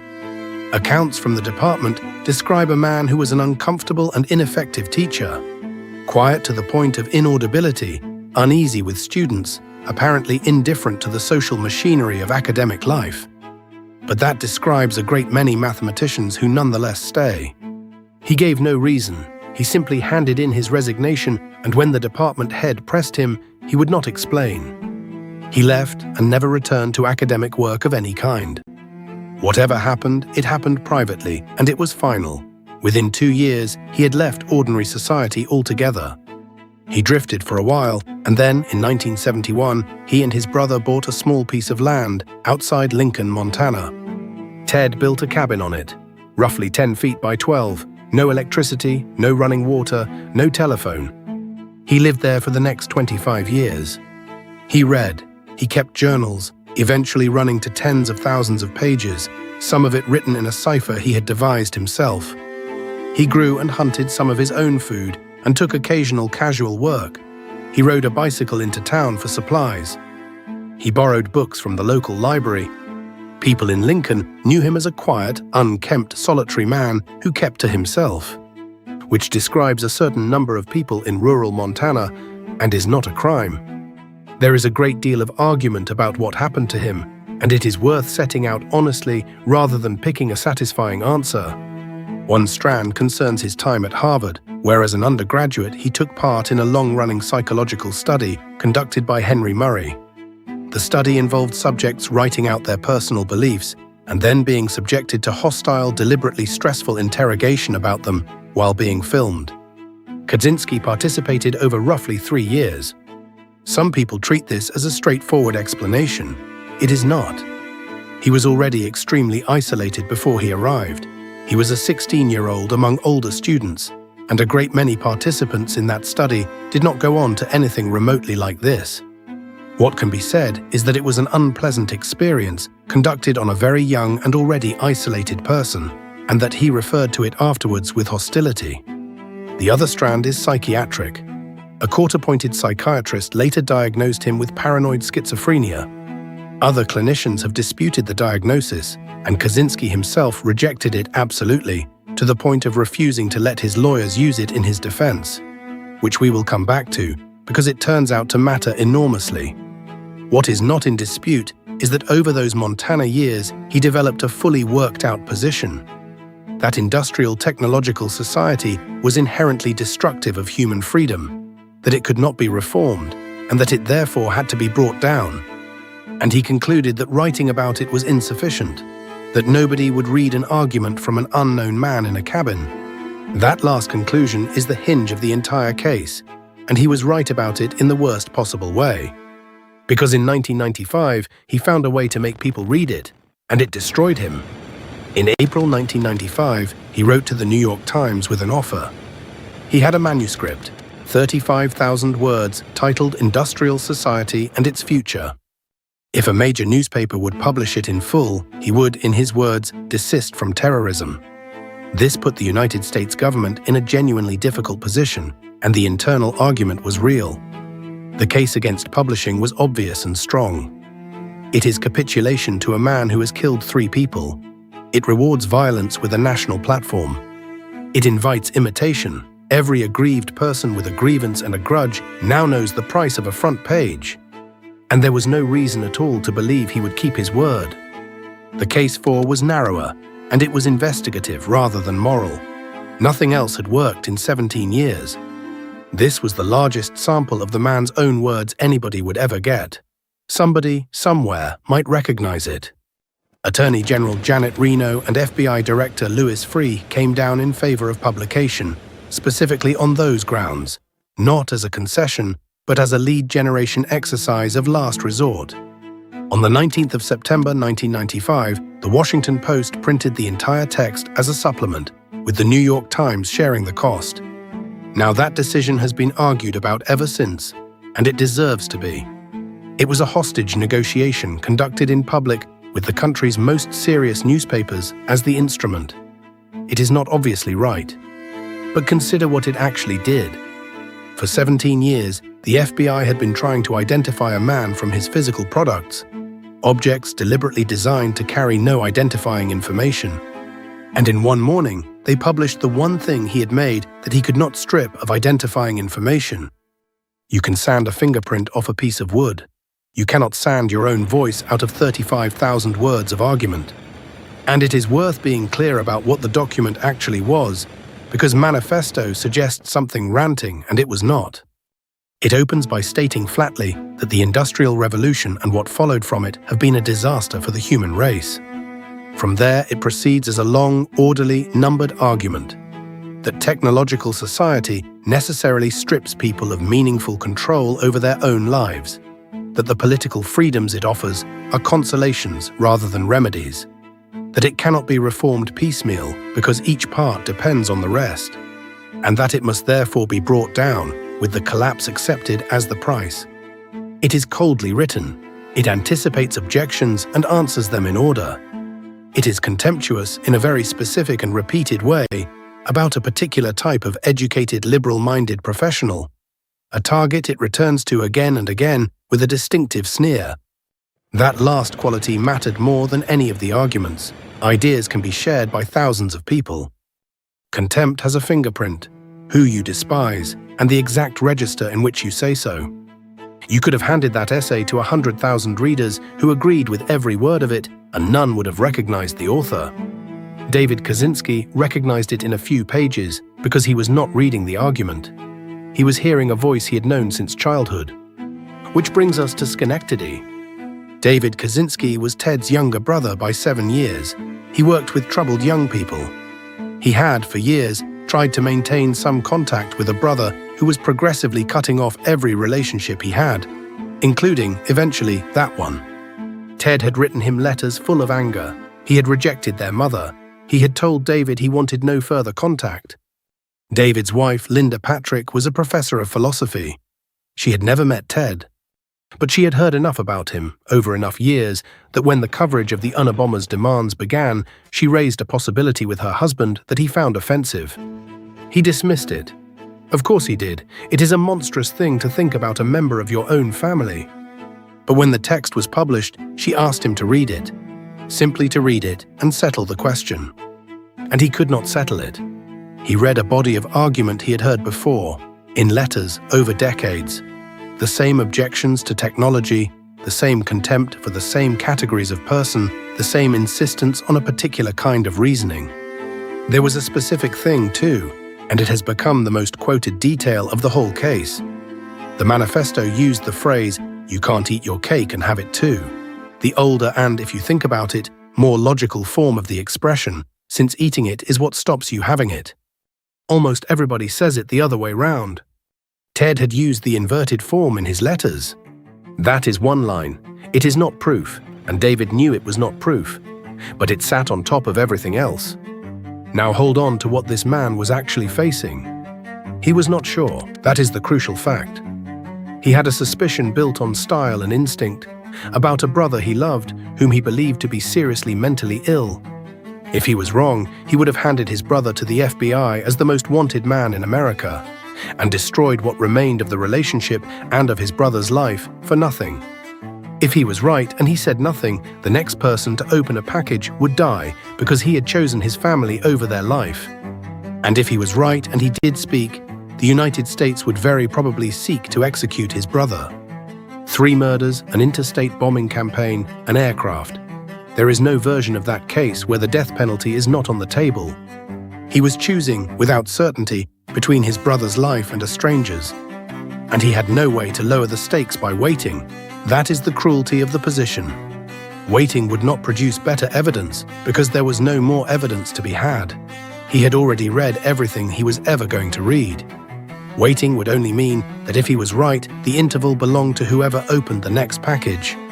He could not investigate it himself. He could not ask his brother, who had cut off contact years before and would certainly have lied. He could not consult the family because that meant telling his mother what he suspected of her son on the basis of a hunch about sentence structure. So he sat with it, largely alone, for months, testing it, trying to talk himself out of it, hoping each time he reread the thing that the resemblance would dissolve into coincidence. It never did. It got stronger. And every additional detail he found made the position worse rather than better, because each one raised the probability that he was right. And being right was the outcome that cost him everything. He was, in effect, conducting an investigation in which every success was a personal catastrophe. Most people, given that incentive, stopped looking. He did not go straight to the FBI. He hired a lawyer, Anthony Bisegli, and worked through him. He gathered old letters and documents. He tried to keep it anonymous for as long as he could and to move carefully rather than fast. Then he had to convince the FBI, and that was harder than it sounds, because from the Bureau's side, this looked exactly like the several thousand tips they had already worked and eliminated. A relative says a reclusive family member seems to fit. They had heard it many times. What broke through was a document. Among the family papers was a long essay Ted had written years earlier, in the early 1970s, setting out his views on technology and society, written for himself, never published, and utterly unconnected to the case. That essay went to an FBI agent named James Fitzgerald, who had been pushing the argument inside the task force that the manifesto's language was itself evidence and should be analyzed as such. The comparison was not a matter of impressions. It was a systematic examination of vocabulary, syntax, punctuation habits, characteristic constructions, distinctive spellings, and, most tellingly, the particular way an argument was built, anticipated, qualified, and defended. Whole passages of reasoning appeared in both documents, structured the same way, defended against the same objections, in the same order. The conclusion was that they had very probably been written by the same person. Now, this was genuinely novel ground, and it was contested at the time. A search warrant is supposed to rest on probable cause, and the question of whether linguistic comparison could carry that weight had not really been tested. Analyzing an author's style is not fingerprinting. There is no database, no fixed error rate, no agreed methodology of the kind courts prefer. The defense later challenged the warrant precisely on that basis, and the challenge was not frivolous. It did not succeed, partly because by then the cabin had produced a live bomb, the original manuscript, and a written confession running to tens of thousands of pages, which rather overwhelms an argument about the sufficiency of the warrant. But the case is now routinely cited as the point at which forensic linguistics stopped being an academic curiosity and became an investigative tool that American law enforcement took seriously. That gave the FBI what 17 years of physical evidence had not: a name, an address, and enough to go to a judge. And here the government broke faith with him in 2 stages. The first was a matter of circumstance rather than bad intent. CBS News got hold of the story and prepared to broadcast that the FBI had a suspect and was closing in. That forced the Bureau's hand.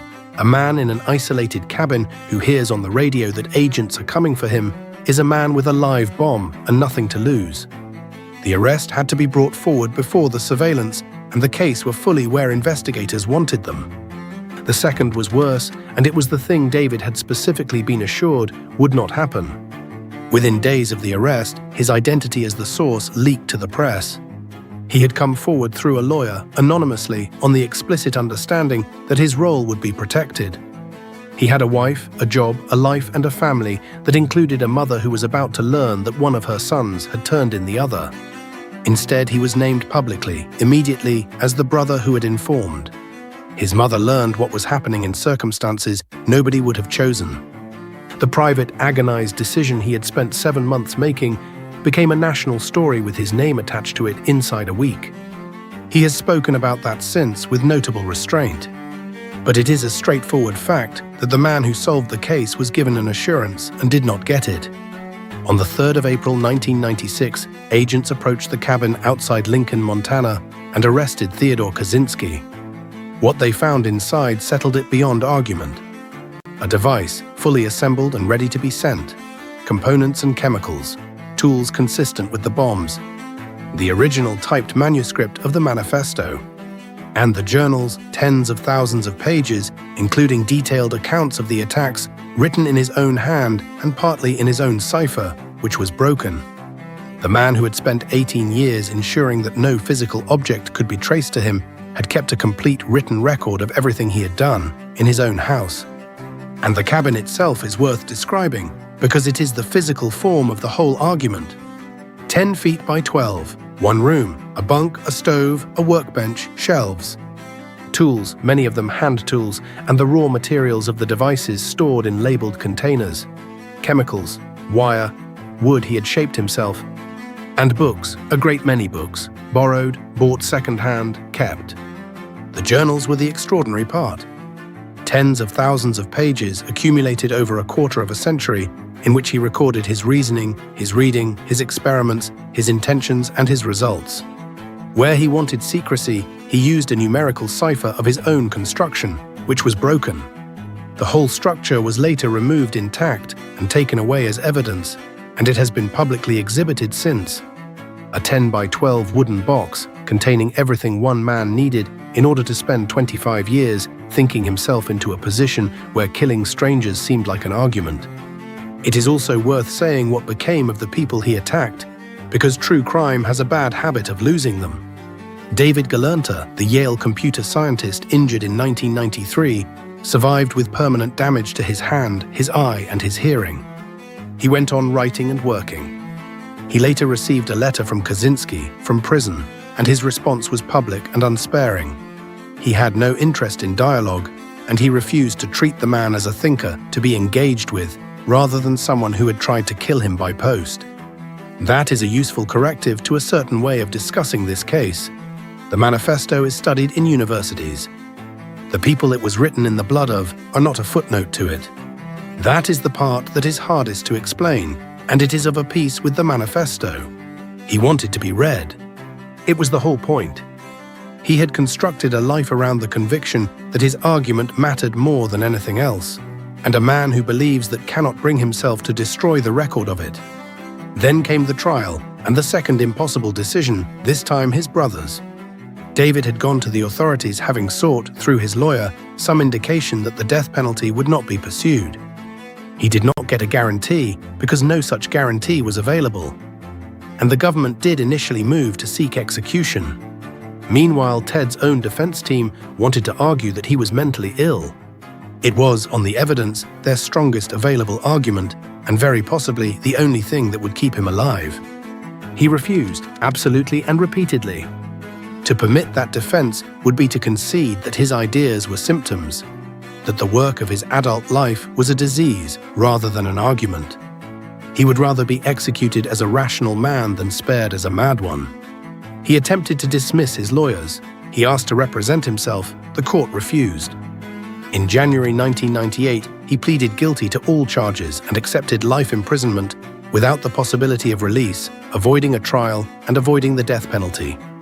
He was sent to the federal Supermax facility in Florence, Colorado, and he stayed in the federal system until his death in 2023. There was a reward for information in the case of $1 million. David Kaczynski qualified for it. He gave the great majority of it, after legal costs, to the families of the people his brother had killed. He spent much of the rest of his life speaking publicly against the death penalty. And his brother never forgave him. Ted refused contact. He wrote about the betrayal with a bitterness he never revised. As far as the public record goes, he went to his death regarding his brother as the man who had destroyed him and nothing else. David Kaczynski saved lives, gave away the money, and got no reconciliation at all. That is the actual ending. It is not a satisfying one, and it should not be smoothed over. So what does this case actually show?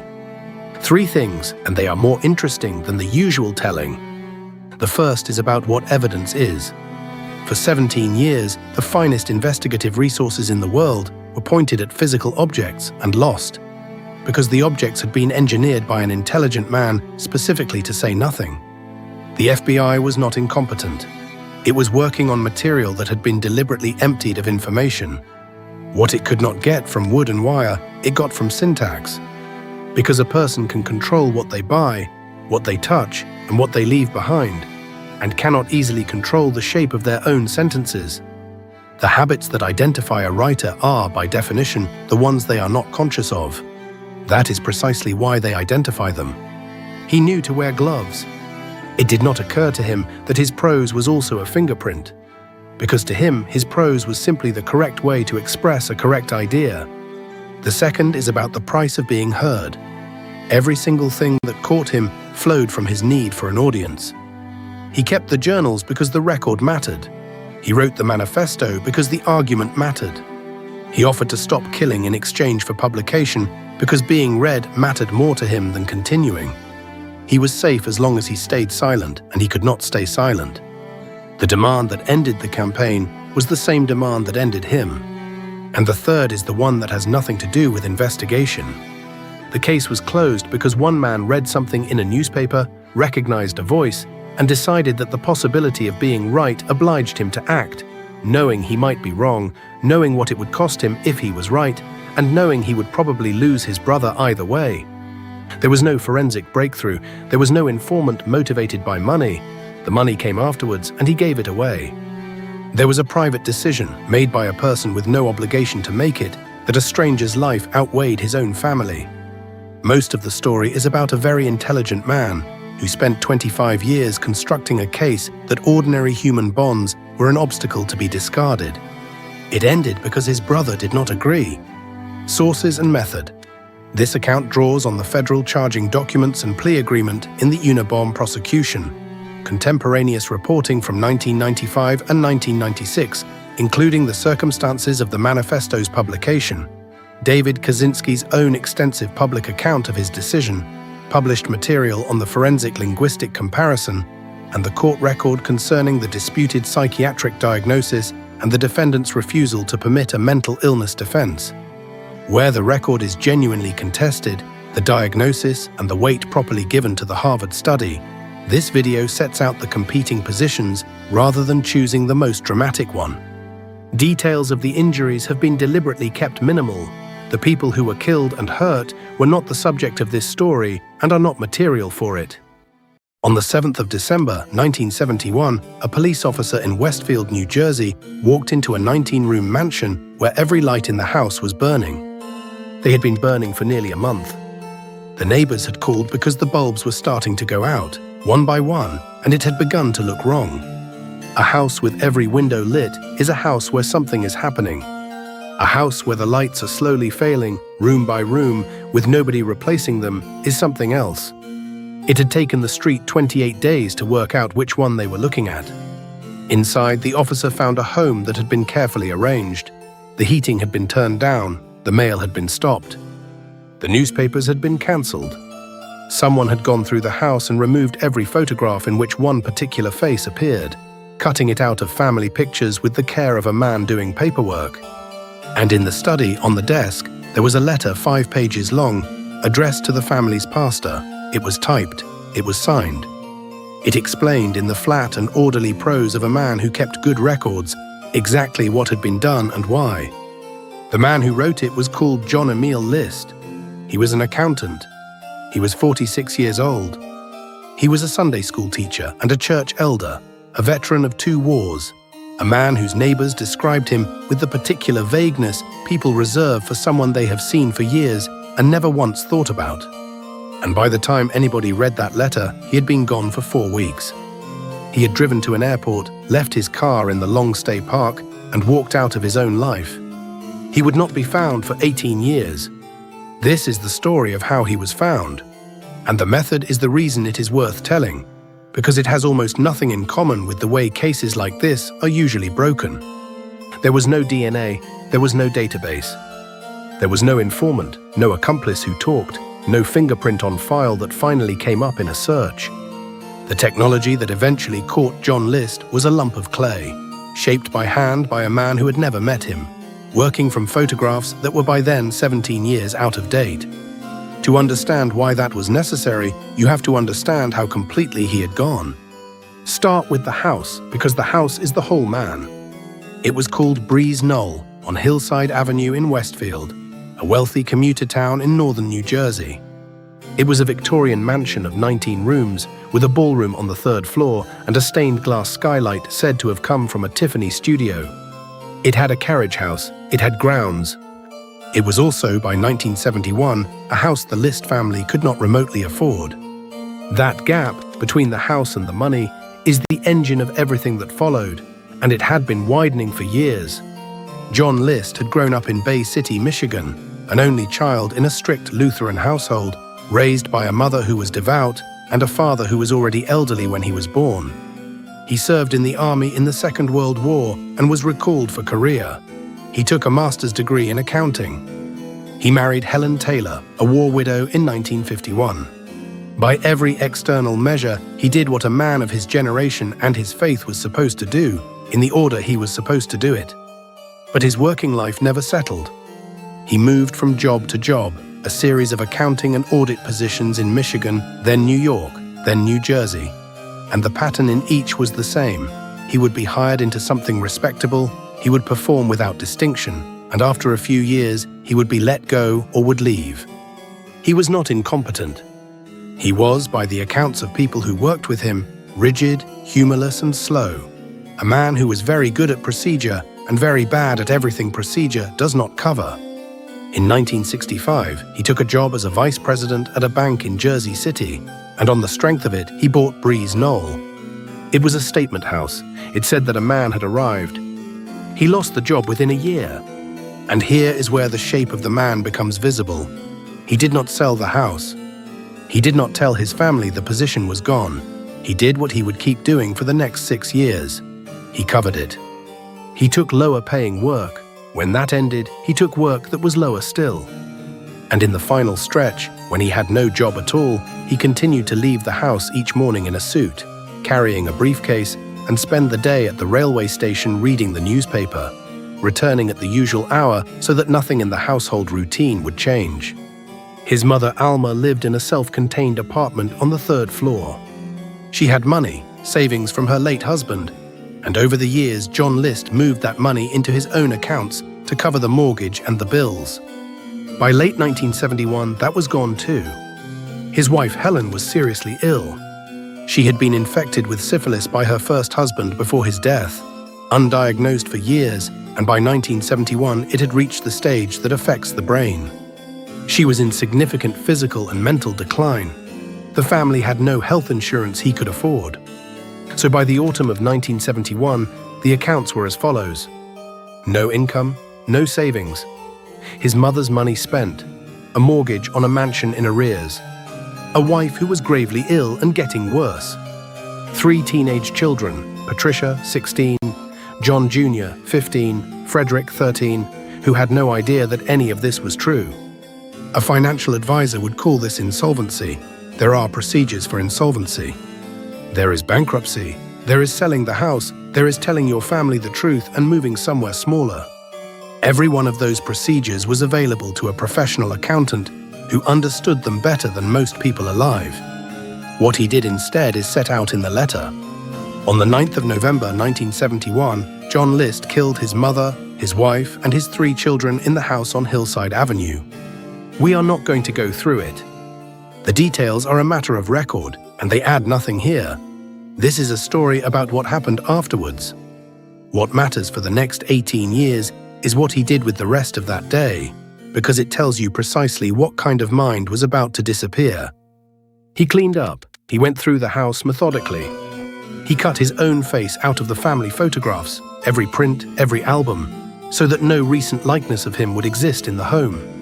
He wrote to his children's schools to say the family would be away for some weeks, visiting Helen's mother in North Carolina. He wrote to the milkman and the newspaper to stop deliveries. He telephoned his employer's replacement arrangements. He wrote to his pastor. Then he turned on every light in the house. He set the intercom system, which piped through all the rooms, to a radio station playing religious music and left it running. The lights and the music were not sentiment. They were operational. A dark, silent house invites a neighbor to knock. A house lit up with music playing is a house where the family is home, and nobody knocks on a family that is home. He was buying time, and he calculated it correctly. The arrangement bought him 4 weeks, and 4 weeks was more than enough. He drove to Kennedy Airport, parked, and left the car there. And that is the last verified movement of John Emil List for 18 years. The 4 weeks that followed are worth walking through, because they are the part people find hardest to believe. Westfield in 1971 was not an anonymous place.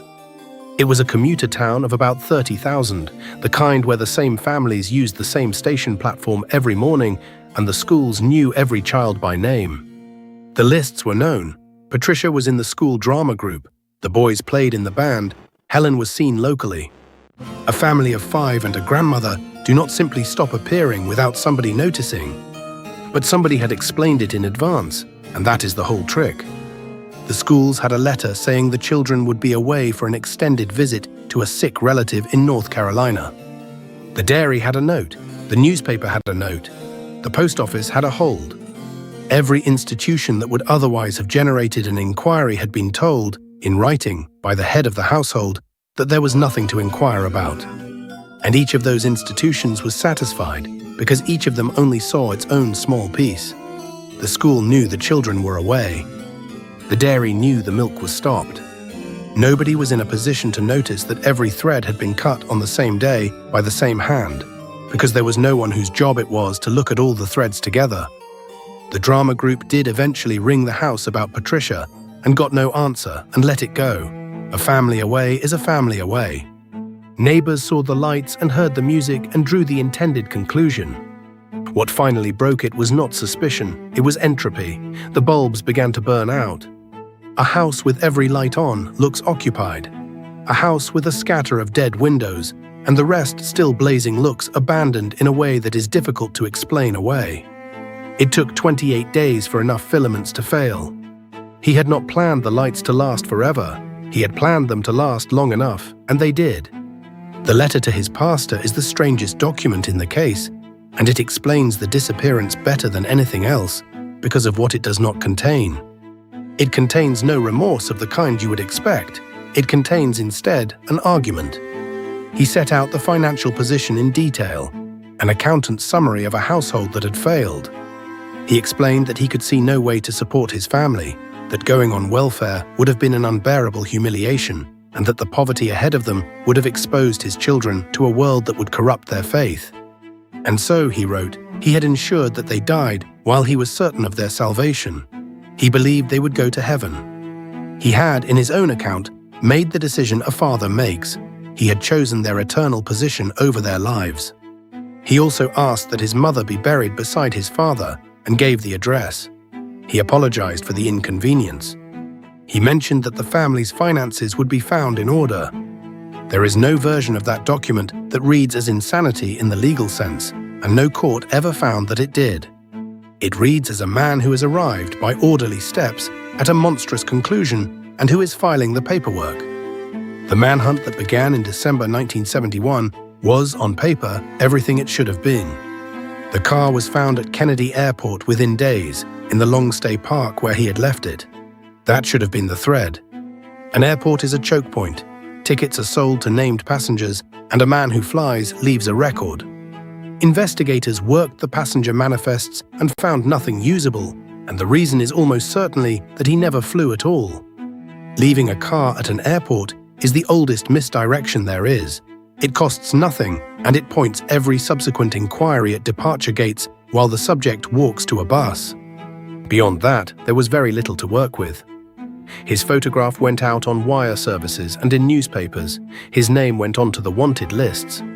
And then the trail simply stopped, because in 1971 there was no mechanism by which it could continue.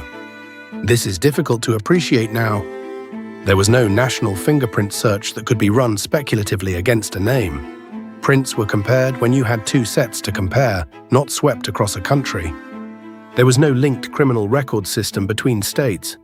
Social security records were not cross-checked against anything in real time. A man who moved 1,000 miles, took an ordinary job under an ordinary name, and never got arrested, was in practical terms outside the reach of law enforcement entirely. Not hidden cleverly, simply not visible because nothing was looking. The Westfield detectives understood this. What they were waiting for was the thing fugitives almost always eventually do. Contact somebody, drink too much and say something, get pulled over, apply for something that requires a real document. Every one of those would have surfaced him. He did none of them for 18 years. The house did not last nearly as long. In August 1972, 9 months after the murders, and while the case was still very much open, Breeze Knoll burned to the ground. The fire was determined to be arson. Nobody was ever charged, and the most widely held explanation is the simplest, that a mansion where an entire family had been killed had become unsellable and unbearable to a street that had to look at it every day. The Tiffany glass skylight, the ballroom, the third-floor apartment where his mother had lived, all of it went. What survived was the land, which was eventually cleared and built on again with an ordinary modern house that most people driving down Hillside Avenue would never look at twice. There is something fitting in that, given what the man himself had done. He had spent his last day in the house removing his own face from every photograph in it. 9 months later, somebody removed the house.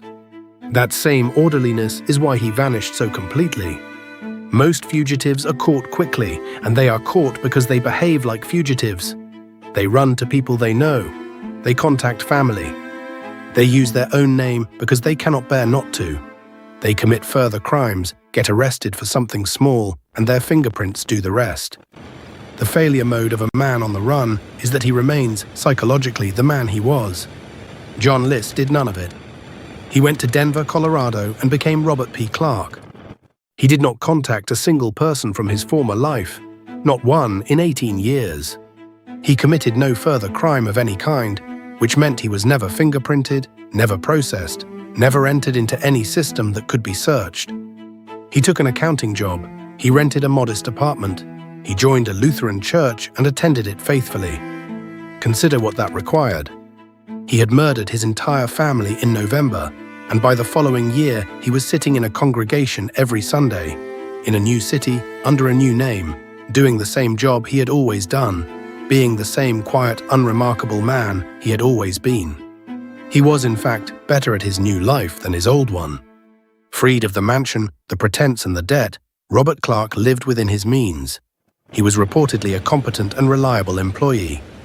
In 1985, he married a woman named Dolores Miller, whom he met at a church social. He told her he had been married before and that his first wife had died. She had no reason to doubt it. In 1988, they moved to Virginia, where he had found a better position and settled near Richmond. He was 63. He had been gone for 17 years. He had a wife, a job, a church, and a mortgage, and there was no thread anywhere in the world connecting Robert P. Clark of Virginia to a burnt-out case in New Jersey. The New Jersey investigation, meanwhile, had gone as cold as an investigation can go. The police knew exactly who they were looking for. That was never in doubt. The letter was signed. The case was solved in the sense that the perpetrator was identified within hours of the bodies being found. What they did not have was any means of finding him. They had no photograph less than 17 years old because he had cut them all out of the albums. They had fingerprints, but fingerprints only help if the person is arrested, and he never was. They had his name, but he had stopped using it. They had a warrant that no computer in the world was going to serve. By the late 1980s, the file had been through a generation of detectives. It was, in the language of the profession, an active warrant on a cold case, which is a polite way of saying that everyone involved expected the man to die somewhere under another name and never be identified at all. What changed it was a television program and a sculptor. In 1989, the case was submitted to America's Most Wanted, a Fox television series that reconstructed unsolved crimes and asked viewers to call in. That program deserves a moment because it was doing something genuinely new, and the List case is the clearest demonstration of what it was. It was presented by John Walsh, whose 6-year-old son, Adam, had been abducted and murdered in Florida in 1981, a case that was not solved in Walsh's lifetime as a campaigner and which drove him into advocacy for missing children. The show launched in 1988 on a network that barely existed yet, with a format television executives were skeptical of: dramatized reconstructions of real unsolved crimes followed by a telephone number. The skepticism was reasonable. Police had been publishing photographs of wanted men for a century, in post offices, in newspapers, on flyers. It worked occasionally, and mostly it did not, because a photograph in a post office is seen by people who happen to walk past it, without context, without a reason to care, and without any memory of it an hour later. Television changed three things at once. It reached tens of millions of people in the same hour. It attached a story to the face, so the viewer had a reason to remember. And it asked for something specific and easy. Not keep an eye out, but if you have seen this man, ring this number now while you are still sitting there. The results were immediate and, to the industry, startling. The program's first broadcast contributed to an arrest within days. Within a couple of years, it had a genuine record of fugitives located, including people who had been comfortably invisible for decades. What it had done, without anyone framing it in these terms at the time, was build a search engine out of human memory. There was no database that contained Robert P. Clark of Virginia, but there were tens of millions of people who collectively held every face they had ever known, and the show was a way of running one query against all of them at once. That only works, though, if the query is right. And for 18 years, the query in this case would have returned nothing, because the only face anyone could broadcast belonged to a man who no longer existed. The problem was that in this case, there was no usable face. The only image was a man in his mid-40s, photographed in 1971. Any viewer in 1989 would be looking for a man of 64. And the difference between those two faces is not a matter of a few lines. It is a different head. So the program turned to a forensic sculptor named Frank Bender. Bender was not a conventional figure in law enforcement. He was a Philadelphia artist, a former commercial photographer who had come to forensic reconstruction sideways and who worked in clay, by hand, largely on instinct. The story of how he found the work is almost too neat. He had been visiting a city morgue on an unrelated matter, was shown the remains of an unidentified woman, and said that he thought he could see what she had looked like. He was invited to try. The reconstruction he produced led to an identification and a second career. He had no formal training in anatomy. What he had was an unusual capacity for reading the structure underneath a surface and a willingness to commit to a specific face rather than hedge toward an average one. That distinction matters more than it sounds. The cautious way to reconstruct a face is to apply standard tissue depths at standard points and produce something anatomically defensible, which tends to yield a generic, plausible, entirely unmemorable head that nobody recognizes. Bender's work went the other way. He made decisions. He gave the face an expression, a set to the mouth, a particular way of holding itself. That is a genuine methodological argument, and it has never been fully settled. A face that commits can be wrong in a way an averaged one cannot, and a confidently wrong reconstruction can send an investigation into a wall. The counter-argument is the one Bender's results kept making. Recognition is not an anatomical process. People do not identify their neighbors by measuring them. They recognize a look, and an averaged face has no look to recognize. His other well-known work ran the same way. In the mid-1980s, he was asked to age progress two escaped convicts who had broken out of a Pennsylvania prison, one of whom had been gone for years. He produced busts predicting how each would appear, including judgments about how a man on the run would have changed his hair and dress, and both were eventually arrested, with one bearing a striking resemblance to the sculpture. What he was asked to do for the List case was the same inverse problem, and considerably harder than a skull: to take a known face at 46 and carry it forward, with no reference points at all, to what it would be at 64. Bender studied the 1971 photographs. He looked at the bone structure and at the family, at what the man's parents' faces had done as they aged, which is the best available predictor of what a face will do. He built the head in clay, the jaw heavier, the flesh loosened along the jawline, the hairline further back, the whole face fallen slightly into itself the way faces do. Then he did something that had no basis in anatomy at all. Bender worked with a forensic psychologist named Richard Walter, who had built a profile of the personality rather than the face. Walter's assessment was that List was a rigid, self-denying, deeply conventional man, someone who would not have reinvented himself as a different sort of person, because he had no other sort of person available to be. Such a man, Walter argued, would still be an accountant. He would still go to church, he would dress unremarkably. He would be careful with money. And so he would wear glasses that were serviceable and cheap, rather than fashionable, in a heavy dark frame, the kind a practical man buys because they last. So Bender put a pair of heavy horn-rimmed glasses on the finished bust. He had never seen the man. There was no photograph, no witness description, no evidence whatsoever that John List wore glasses of that kind in 1989. It was an inference drawn purely from what kind of person he was. On the 21st of May, 1989, America's Most Wanted broadcast the List case and showed Frank Bender's bust. The calls started immediately, as they always did. Most of them were nothing, as they always were. But among them was a woman in Denver who had lived near a couple called Bob and Dolores Clark before they moved away. She had watched the program, seen the clay head, and been unable to shake it. She rang the number. 11 days later, on the 1st of June, investigators went to an accounting office near Richmond, Virginia, and arrested a 64-year-old man named Robert P. Clark.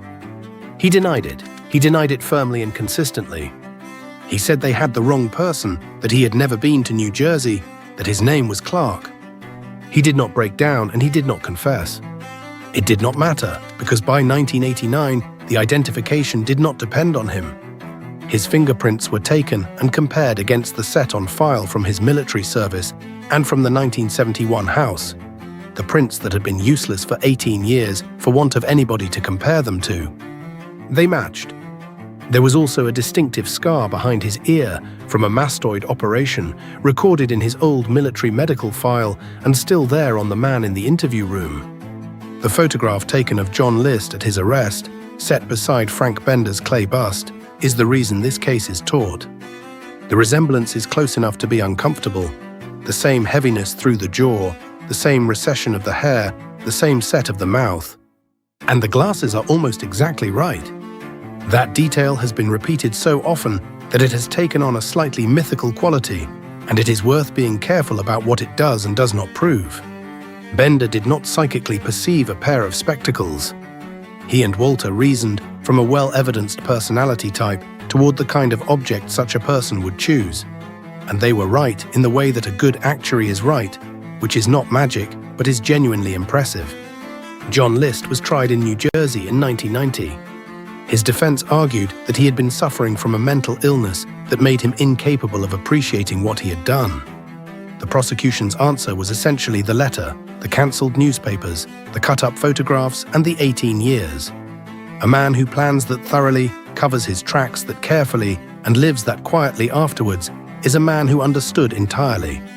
He was convicted on 5 counts of first-degree murder and sentenced to 5 consecutive terms of life imprisonment. There is one person in this story who is almost always left out of it, and she should not be. Dolores Clark had married a widowed accountant she met through her church. She had been married to him for 4 years. By every account, she had no idea of any of it. Not the previous family, not the name, not the warrant. She learned what her husband was in the way the rest of the country learned it, from the news after the arrest. Think about what that actually involves. Everything she knew about the man she was married to had been supplied by him, and it was all false in the specific way that is hardest to recover from. Not exaggerated, not shaded, but constructed. His grief for a first wife who had not died the way he said. The absence of family photographs, the lack of old friends. Every gap in the story of Robert Clark had a perfectly reasonable explanation at the time, and every one of those explanations was a wall. She filed for divorce. She has said very little publicly in the years since, which seems entirely fair. But her position is the sharpest illustration of what this case demonstrates, that a person can be reconstructed from the outside so completely that intimate daily contact over years produces no signal at all. The neighbors missed it, the congregation missed it, the employer missed it, and so did the person sharing his house. The case also left a mark on how manhunts are run. Age progression had existed before 1989, largely in the context of missing children, where a family photograph is aged forward in the hope that someone will recognize a grown child. What the list bust did was demonstrate the technique on an adult fugitive across an 18-year gap and pair it with a psychological profile that shaped not just the face, but the presentation, the glasses, the clothing, the bearing. That pairing became standard practice. Modern age progression is done in software rather than clay, and is routinely produced for long cold fugitive cases as a matter of course rather than as a last resort. It is worth being honest about the limits though, because the list case is usually told as a triumph and it is a narrower one than it looks. It worked because the subject had not changed. Walter's profile was correct that List would still be an accountant, still be in a church, still be dressing like a careful man, and Bender's face was correct because a rigid personality ages predictably into its own bone structure. Against someone who had genuinely reinvented themselves, different work, different habits, different weight, a different country, none of it would have landed. The technique did not defeat his concealment. His concealment was, in the end, extraordinarily good. What defeated him was that he had no capacity to be anyone other than who he was, and the people looking for him worked that out and pointed a television camera at it. He gave interviews in the years that followed in which he expressed regret, and in which he continued to explain his reasoning much as he had in 1971. One exchange from those interviews explains the whole 18 years better than anything else. Asked why, having decided his family were better dead than poor, he had not simply killed himself as well, he said that he could not. Because suicide is a sin, and a man who takes his own life forfeits heaven. He had sent his family there. He could not follow them by that route. So he went to Denver instead and took an accounting job and waited. The same theology that produced the murders required him to go on living quietly for as long as it took. He died in custody in March 2008 at 82. What stays with me about this case is not the disappearance. It is how ordinary the 18 years were. We tend to imagine that a person who has done something monstrous must carry it visibly, that it would leak out, that the people around them would sense something. The Robert Clark years say otherwise. He was a church-going accountant with a wife who loved him, and neighbors who liked him well enough to remember his face on television years later. Nothing surfaced, nothing showed. He was not hiding a personality, he had simply resumed the one he had in a place where its history did not follow it. And the thing that finally reached him was not any part of the machinery built to catch people. Not the warrant, not the prints, not the interstate systems. Those had all been in place the entire time, and every one of them was useless because all of them require the fugitive to touch the system at some point, and he never did. What reached him was a sculptor guessing what a man's face would become, a psychologist guessing what such a man would put on it, and one woman in Denver who looked at a head made of clay and thought of her neighbor. That is a strange and fragile set of things to have been the difference. And it is worth sitting with the obvious implication. It worked because he was, in the end, exactly the sort of man they judged him to be. Predictable, unchanging, conventional to his bones. If John List had been capable of becoming somebody genuinely different, the bust would have been wrong, and nobody would have called. He was caught by the one thing he could not put down, which was himself. On the 14th of December 1991, a man in Phoenix, Arizona, was asked to bite into a piece of styrofoam. He was 35 years old. He had served 6 years in the United States Air Force and 7 more delivering mail for the Postal Service, and he had no criminal record of any kind. He was cooperative. When the detectives asked him to come in, he came in. When they asked him questions, he answered them. And when they produced a slab of white polystyrene and asked him to close his teeth on it, he did that too, without a lawyer present, because he could not imagine what harm it could possibly do. That piece of styrofoam would cost him 10 years of his life. His name was Ray Crone, and the impression of his teeth in that foam would become the entire case against him. Not a fingerprint.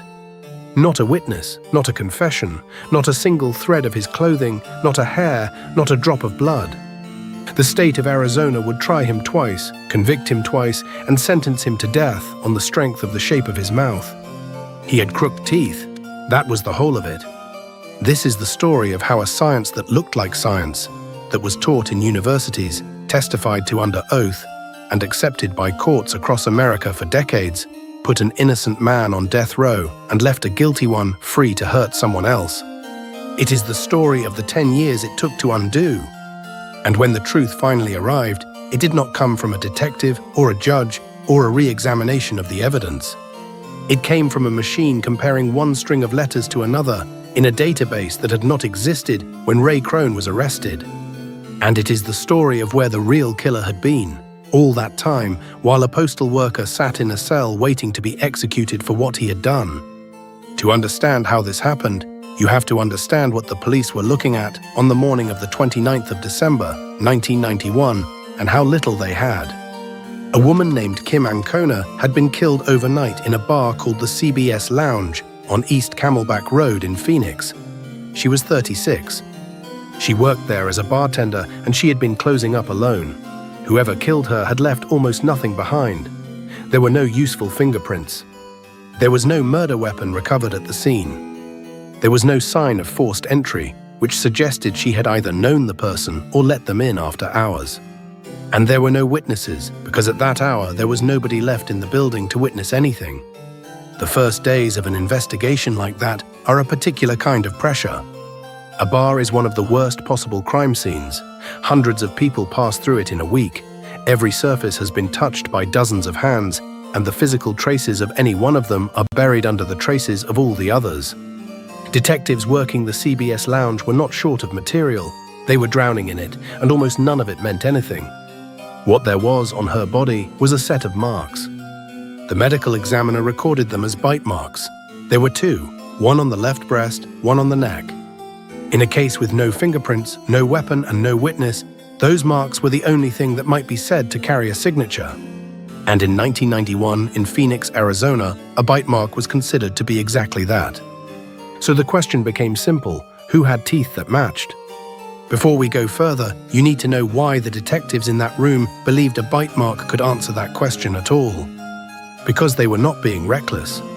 They were applying what the American legal system had spent nearly 2 decades telling them was true. The technique had entered American courts properly in 1975 in a California case called People versus Marks. An elderly woman had been killed, and there were bite marks on her nose. 3 dental experts compared them to a suspect's teeth using dental models and photographic overlays. The court admitted the testimony, and the conviction was upheld on appeal.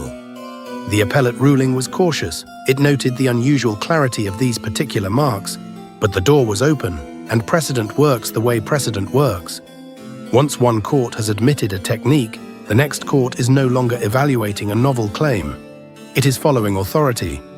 And then, 4 years later, bite mark evidence got something no forensic discipline can buy: a famous conviction. In 1979, in Florida, Ted Bundy was tried for the murders at the Chi Omega sorority house in Tallahassee. The physical evidence against him was thin. What the prosecution had was a bite mark on one of the victims, and Bundy's teeth, which were crooked and chipped in a distinctive way. A forensic odontologist named Richard Suverin testified that the marks matched. The jury convicted, and Bundy was sentenced to death. That case did more for bite mark analysis than any study could have. It put the discipline on the front page of every newspaper in the country, attached to the most notorious criminal of the era, in a trial that ended in conviction. It established forensic odontology in the public mind and in the professional one as a technique that caught monsters. Prosecutors saw a tool that worked. Dentists saw a career path. Juries saw a science that had helped convict Ted Bundy and reasoned, sensibly and wrongly, that it must therefore be sound. Nothing about the Bundy verdict demonstrated that bite marks could reliably identify a person. It demonstrated that a jury would convict on them. Those are entirely different propositions, and for the next 20 years, almost nobody in the system distinguished between the two. By 1991, the American Board of Forensic Odontology had been certifying practitioners for 15 years. There were conferences, credentials, and expert witnesses available in every state. When the Phoenix detectives looked at the marks on Kim Ancona's body, they were not reaching for something experimental. They were reaching for an established tool. A friend of Kim Ancona's told police that she had mentioned a man named Ray who was going to help her close the bar that night. Crone was a regular. He played on the bar's darts team. He knew her the way a regular knows a bartender. Well enough to be named, not well enough to be close. He was, by his own account and everybody else's, one of perhaps dozens of people who drank in that bar and knew Kim Ancona by name. But he was the Ray who had been mentioned. And when the police brought him in and looked at him, they saw something that must have felt like providence. Ray Crone's front teeth were noticeably crooked. The upper incisors were rotated and misaligned, one pushed forward over the other in a way that was immediately visible when he spoke. It was the kind of dental irregularity a person notices about themselves in photographs and stops thinking about by the time they are 20. It was also, in the logic of forensic odontology, as it was practiced in 1991, a signature, a unique and identifiable pattern that would leave a unique and identifiable mark. They asked him to bite the styrofoam. He bit it. He was arrested and charged with murder within days. And from that point on, the state of Arizona had a theory, and everything that followed was built on it. Here is what you need to understand about bite mark analysis, because it is the thing that makes this case matter beyond one man's misfortune. It was never tested, not in the way you would assume. The premises seemed reasonable, and that was the problem. They seemed so reasonable that nobody insisted on checking them. The first premise was that human dentition is unique, like a fingerprint, that no two people in the world have exactly the same arrangement of teeth. The second was that this uniqueness transfers faithfully to skin, that when teeth close on a human body, they leave a mark preserving that individuality accurately enough to identify one person and exclude everyone else. Both of those premises were assumed.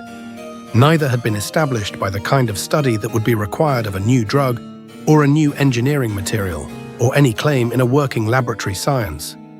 There was no known error rate.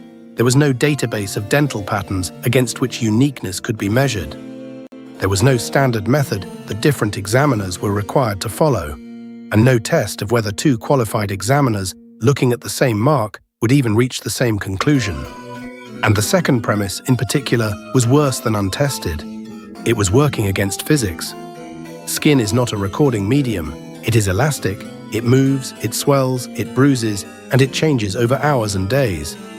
A mark made on a living body is distorted by the body's own response to being marked. A mark on a body that has been moved or that has lain in one position for hours distorts further. The tissue that receives a bite is not a fixed surface like wax or clay. It is close to the least reliable substrate you could choose for recording a fine pattern. There is a further problem, and it is the one that would eventually prove fatal to the whole discipline. Bite mark analysis was not conducted blind. The examiner was typically given the mark and the suspect's dental impression together, already knowing that the police believed this person had done it. They were not asked an open question, whose teeth made this mark? They were asked a closed one. Could these teeth have made this mark? And a closed question asked of an ambiguous pattern by someone who already knows the answer the asker is hoping for has a strong tendency to come back yes. None of this was hidden. It was simply not asked. What existed instead was a professional community with credentials, conferences, a certification process, and a body of experts who testified in criminal trials across the country. It had the apparatus of a science. It had the vocabulary of a science. What it did not have was evidence that the thing it claimed to do could actually be done. And juries, being reasonable people, heard a credentialed expert say that the marks on a murdered woman's body matched the defendant's teeth, and they did what reasonable people do. They believed it. Ray Crone's first trial began in August 1992. The prosecution's case had a hole in the middle of it that would be obvious to anyone reading the file today. There was no physical evidence connecting Crone to the crime scene beyond the bite marks. Blood was found at the scene that did not belong to Kim Ancona and did not belong to Ray Crone either. Hair recovered from the scene did not match him. A palm print did not match him. He said he had been at home, asleep, and there was nothing to place him at the bar that night beyond a friend's recollection that Kim had mentioned a man named Ray. Against that, the state had a videotape. The prosecution's expert, a dentist named Raymond Rawson, had prepared a video presentation demonstrating how Crone's dental impression overlaid the marks on the victim's body. It was shown to the jury. It was persuasive in the way visual demonstrations are persuasive. It took an abstract claim and made it look like a physical fit, a key going into a lock. Rawson testified that the marks matched Crone's teeth. There was also a problem with the tape that would matter enormously later. The defense had been given almost no time to review it before trial. Their own expert had not had the opportunity to examine it properly. In a case where a single piece of evidence carried the entire prosecution, the defense went into court without having been able to test the only thing that mattered. The jury convicted him. He was sentenced to death. The press at the time gave him a nickname. They called him the Snaggletooth Killer. It was printed in newspapers. It followed him. A man was going to be executed, and the thing the public knew him by was the shape of his teeth. He went to death row at Arizona State Prison and began the process of appeal, which in a capital case is slow, expensive, and almost always futile. It is worth being clear about what an appeal can and cannot do, because most people assume it is a second look at whether the defendant did it. It is not.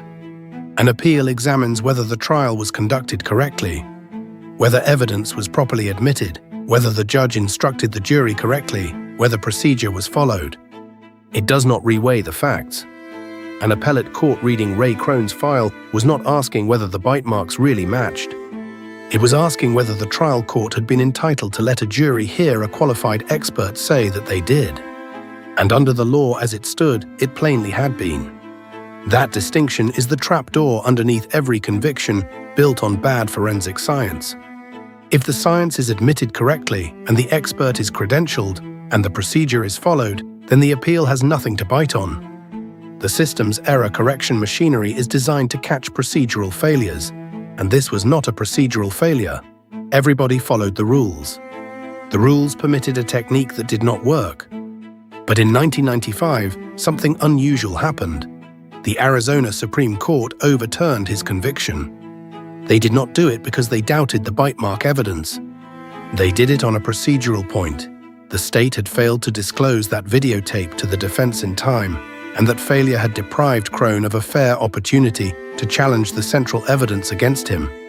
It was a narrow ruling about disclosure, not a judgment about the science, which meant the state got to try him again, and the science got to walk back into the courtroom untouched. The second trial in 1996 went worse. By now, the defense had experts of their own prepared to say that the bite mark identification was unsound. They put on that case. It did not work. The problem was structural, and it is worth being precise about it, because it explains why bad forensic science is so extraordinarily difficult to dislodge once it has been admitted. When a defense expert stands up and says the state's analysis is wrong, a jury does not hear a scientific claim being refuted. It hears two experts disagreeing. And when two experts disagree, a jury falls back on the things it can actually assess. Which one seemed more confident? Which one seemed more credentialed? Which one was hired by the side that appears to be making excuses? The state's expert is presented as neutral, an officer of the system. The defense's expert has been paid by the accused.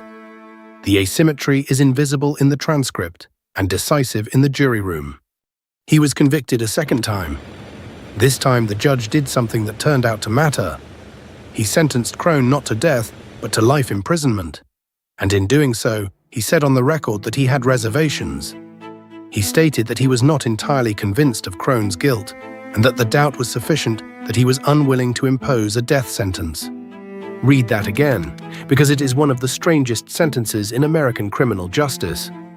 A judge said in open court that he was not sure the man in front of him had done it, and then sent him to prison for the rest of his life anyway, because within the rules as they stood, that was the outcome the verdict required.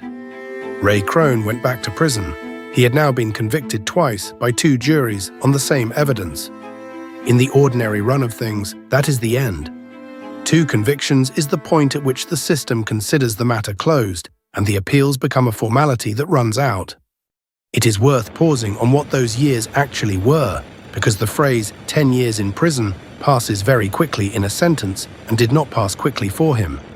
He spent the first stretch on death row, which in practice means near total isolation. A cell, meals through a slot, limited time outside it, and the specific psychological weight of a scheduled ending. He was a man with no criminal history at all, an Air Force veteran, a postal worker with a clean record, dropped into the most restrictive environment the state operates. He maintained throughout that he had not done it.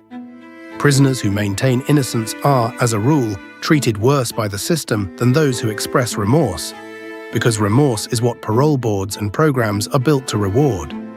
Refusing to confess to something you did not do carries a price, and it is paid in years. His family kept working. That is the unglamorous engine underneath most exonerations. Somebody on the outside who does not stop. They spent money they did not have on lawyers and experts. His parents remortgaged. A cousin campaigned. None of it produced a breakthrough for a decade. What saved him, in the end, was not a lawyer or a judge or a re-examination of the bite marks. What saved him was that somebody had kept the evidence. Throughout both trials, biological material recovered from the scene and from Kim Ancona's clothing had sat in storage. It had been tested using the methods available in 1991 and 1992, and those methods had not been sensitive enough to produce anything conclusive. The samples were small. The technology of the early 90s needed a relatively large, relatively clean sample to produce a usable profile. But the samples had not been destroyed. They had been preserved, catalogued, and left in an evidence locker, and they sat there through the first trial, through the appeal, through the second trial, and through the years afterwards. And while they sat there, the technology changed underneath them. Through the 1990s, DNA analysis moved from a technique that needed a substantial sample to one that could work from traces, from a few cells, from material that a decade earlier would have been dismissed as insufficient. What had been untestable in 1992 was routine by 2001. In 2002, Crone's legal team secured an order for the preserved samples to be retested using current methods. The results came back that April. DNA from saliva on the victim's clothing and from other material recovered at the scene produced a clear profile. It was not Ray Crone's. That result did 2 things at once, and it is worth separating them, because they are not the same thing, and the second is what makes this case extraordinary. The first is that it excluded him. The DNA proved that the biological material left by the person who killed Kim Ancona did not come from Ray Crone.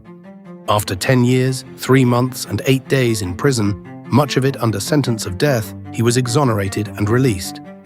He walked out in April 2002 as the 100th person in the United States to be exonerated from death row since capital punishment was reinstated in 1976. The 100th, not the first, not an aberration, the 100th. The second thing the DNA did was answer the question the bite marks had been brought in to answer. Because by 2002, there was a national database. The Combined DNA Index System, CODIS, had been collecting profiles from convicted offenders across the United States since the mid-1990s. The profile recovered from Kim Ancona's clothing was run against it. It matched a man named Kenneth Phillips. Phillips had been living, at the time of the murder, roughly 600 yards from the CBS lounge. He had no connection to Ray Crone. He had not been a suspect. He had never been interviewed because the investigation had found its man in the first week and stopped looking. And here is the part that sits worst. Kenneth Phillips was already in the custody of the state of Arizona. He was serving a sentence for a violent assault committed a matter of weeks after Kim Ancona was killed, in the period when the police had already arrested Ray Crone and considered the case closed. The man whose teeth did not match had spent 10 years in prison. The man whose DNA did match had been inside the same prison system for most of it, convicted of a crime he committed while an innocent man was being processed for his.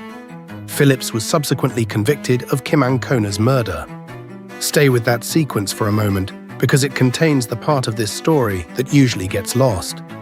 A wrongful conviction is normally discussed as a harm to the person convicted, and it plainly is. But it is not only that. Every wrongful conviction has a second half, and the second half is that the investigation stops. The file closes. The detectives move to other work. Whoever actually did it walks out of the frame entirely, not because they were clever, but because the system has stopped looking for them and formally announced that it has found them already. In this case, the timeline is unusually stark. Kim Ancona was killed in late December 1991. Ray Crone was arrested within days. And within weeks of that arrest, with the case considered solved, with the police no longer searching, with the entire apparatus of the Phoenix investigation now pointed at building a prosecution against a postal worker, the man who had actually killed her committed a violent assault on somebody else. That is not hindsight, it is arithmetic.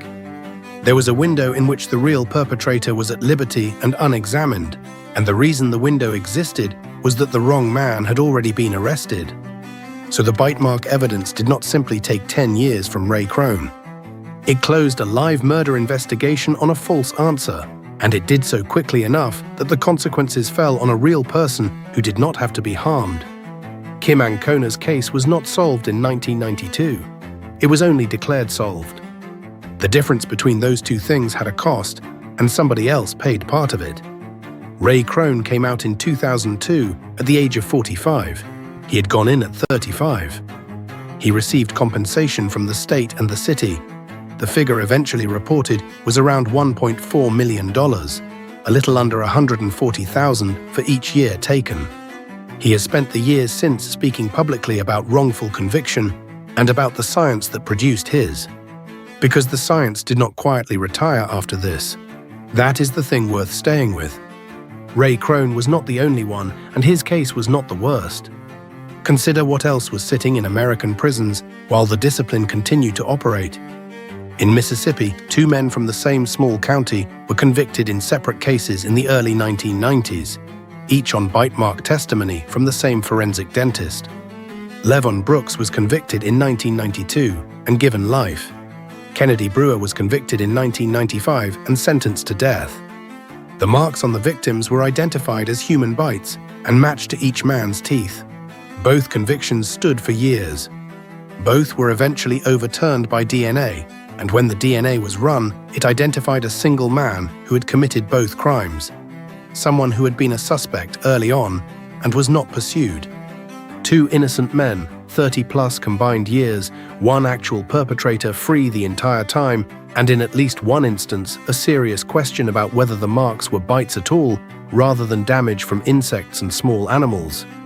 In Virginia, a sailor named Keith Harwood was convicted in 1982 after 6 dental experts testified that his teeth matched marks on a victim. He served 33 years. DNA cleared him in 2016 and identified another man who had died in prison in 2006 while Harwood was still serving. In Texas, Stephen Mark Cheney was convicted in 1987 on testimony that the odds of the bite mark coming from someone other than him were 1 in a million. That statistic had no basis whatsoever. There was no data set from which such a figure could be calculated. He served 28 years. Read those together, and a pattern emerges that is not about individual error. The same technique, in different states, with different examiners, produced the same result. Confident identification of the wrong man, surviving trial, surviving appeal, and undone only by a biological test that had nothing to do with teeth. It took until 2009 for the National Academy of Sciences to publish a landmark report examining forensic science in the United States, which found insufficient scientific basis to conclude that bite marks could reliably identify an individual. It took until 2016 for the President's Council of Advisors on Science and Technology to review the discipline again and conclude that it did not meet the standards of a valid method, and to note that examiners could not reliably agree even on whether a given mark was a human bite at all. 25 years after Ray Crone bit into a piece of styrofoam in a Phoenix police station, the highest scientific advisory bodies in the country were still writing reports explaining that the thing which convicted him had never worked. And almost nothing happened to the people who provided the testimony. Expert witnesses are generally immune from civil liability for what they say on the stand. Professional bodies police their own members, and a body whose existence depends on the legitimacy of a technique has limited appetite for concluding that the technique is worthless. Some practitioners faced professional consequences, most did not. The men who went to prison were released, in the cases where they were released at all, and the structure that put them there remained standing. You would assume that after 2 national scientific reviews reached that conclusion, the technique would simply have been withdrawn. It was not, and the reason is worth understanding, because it is the same reason it took so long to expose. Courts do not work like laboratories. A laboratory abandons a method when the evidence against it becomes strong enough. A court asks a narrower question. Is this the kind of evidence that judges in this jurisdiction have previously allowed juries to hear? And by 2009, the answer had been yes for 34 years, in state after state, in hundreds of cases. The weight of precedent was enormous, and precedent does not care what the National Academy of Sciences has published. Every judge who admitted bite mark testimony after 2009 could point to a long line of judges who had admitted it before. There was movement.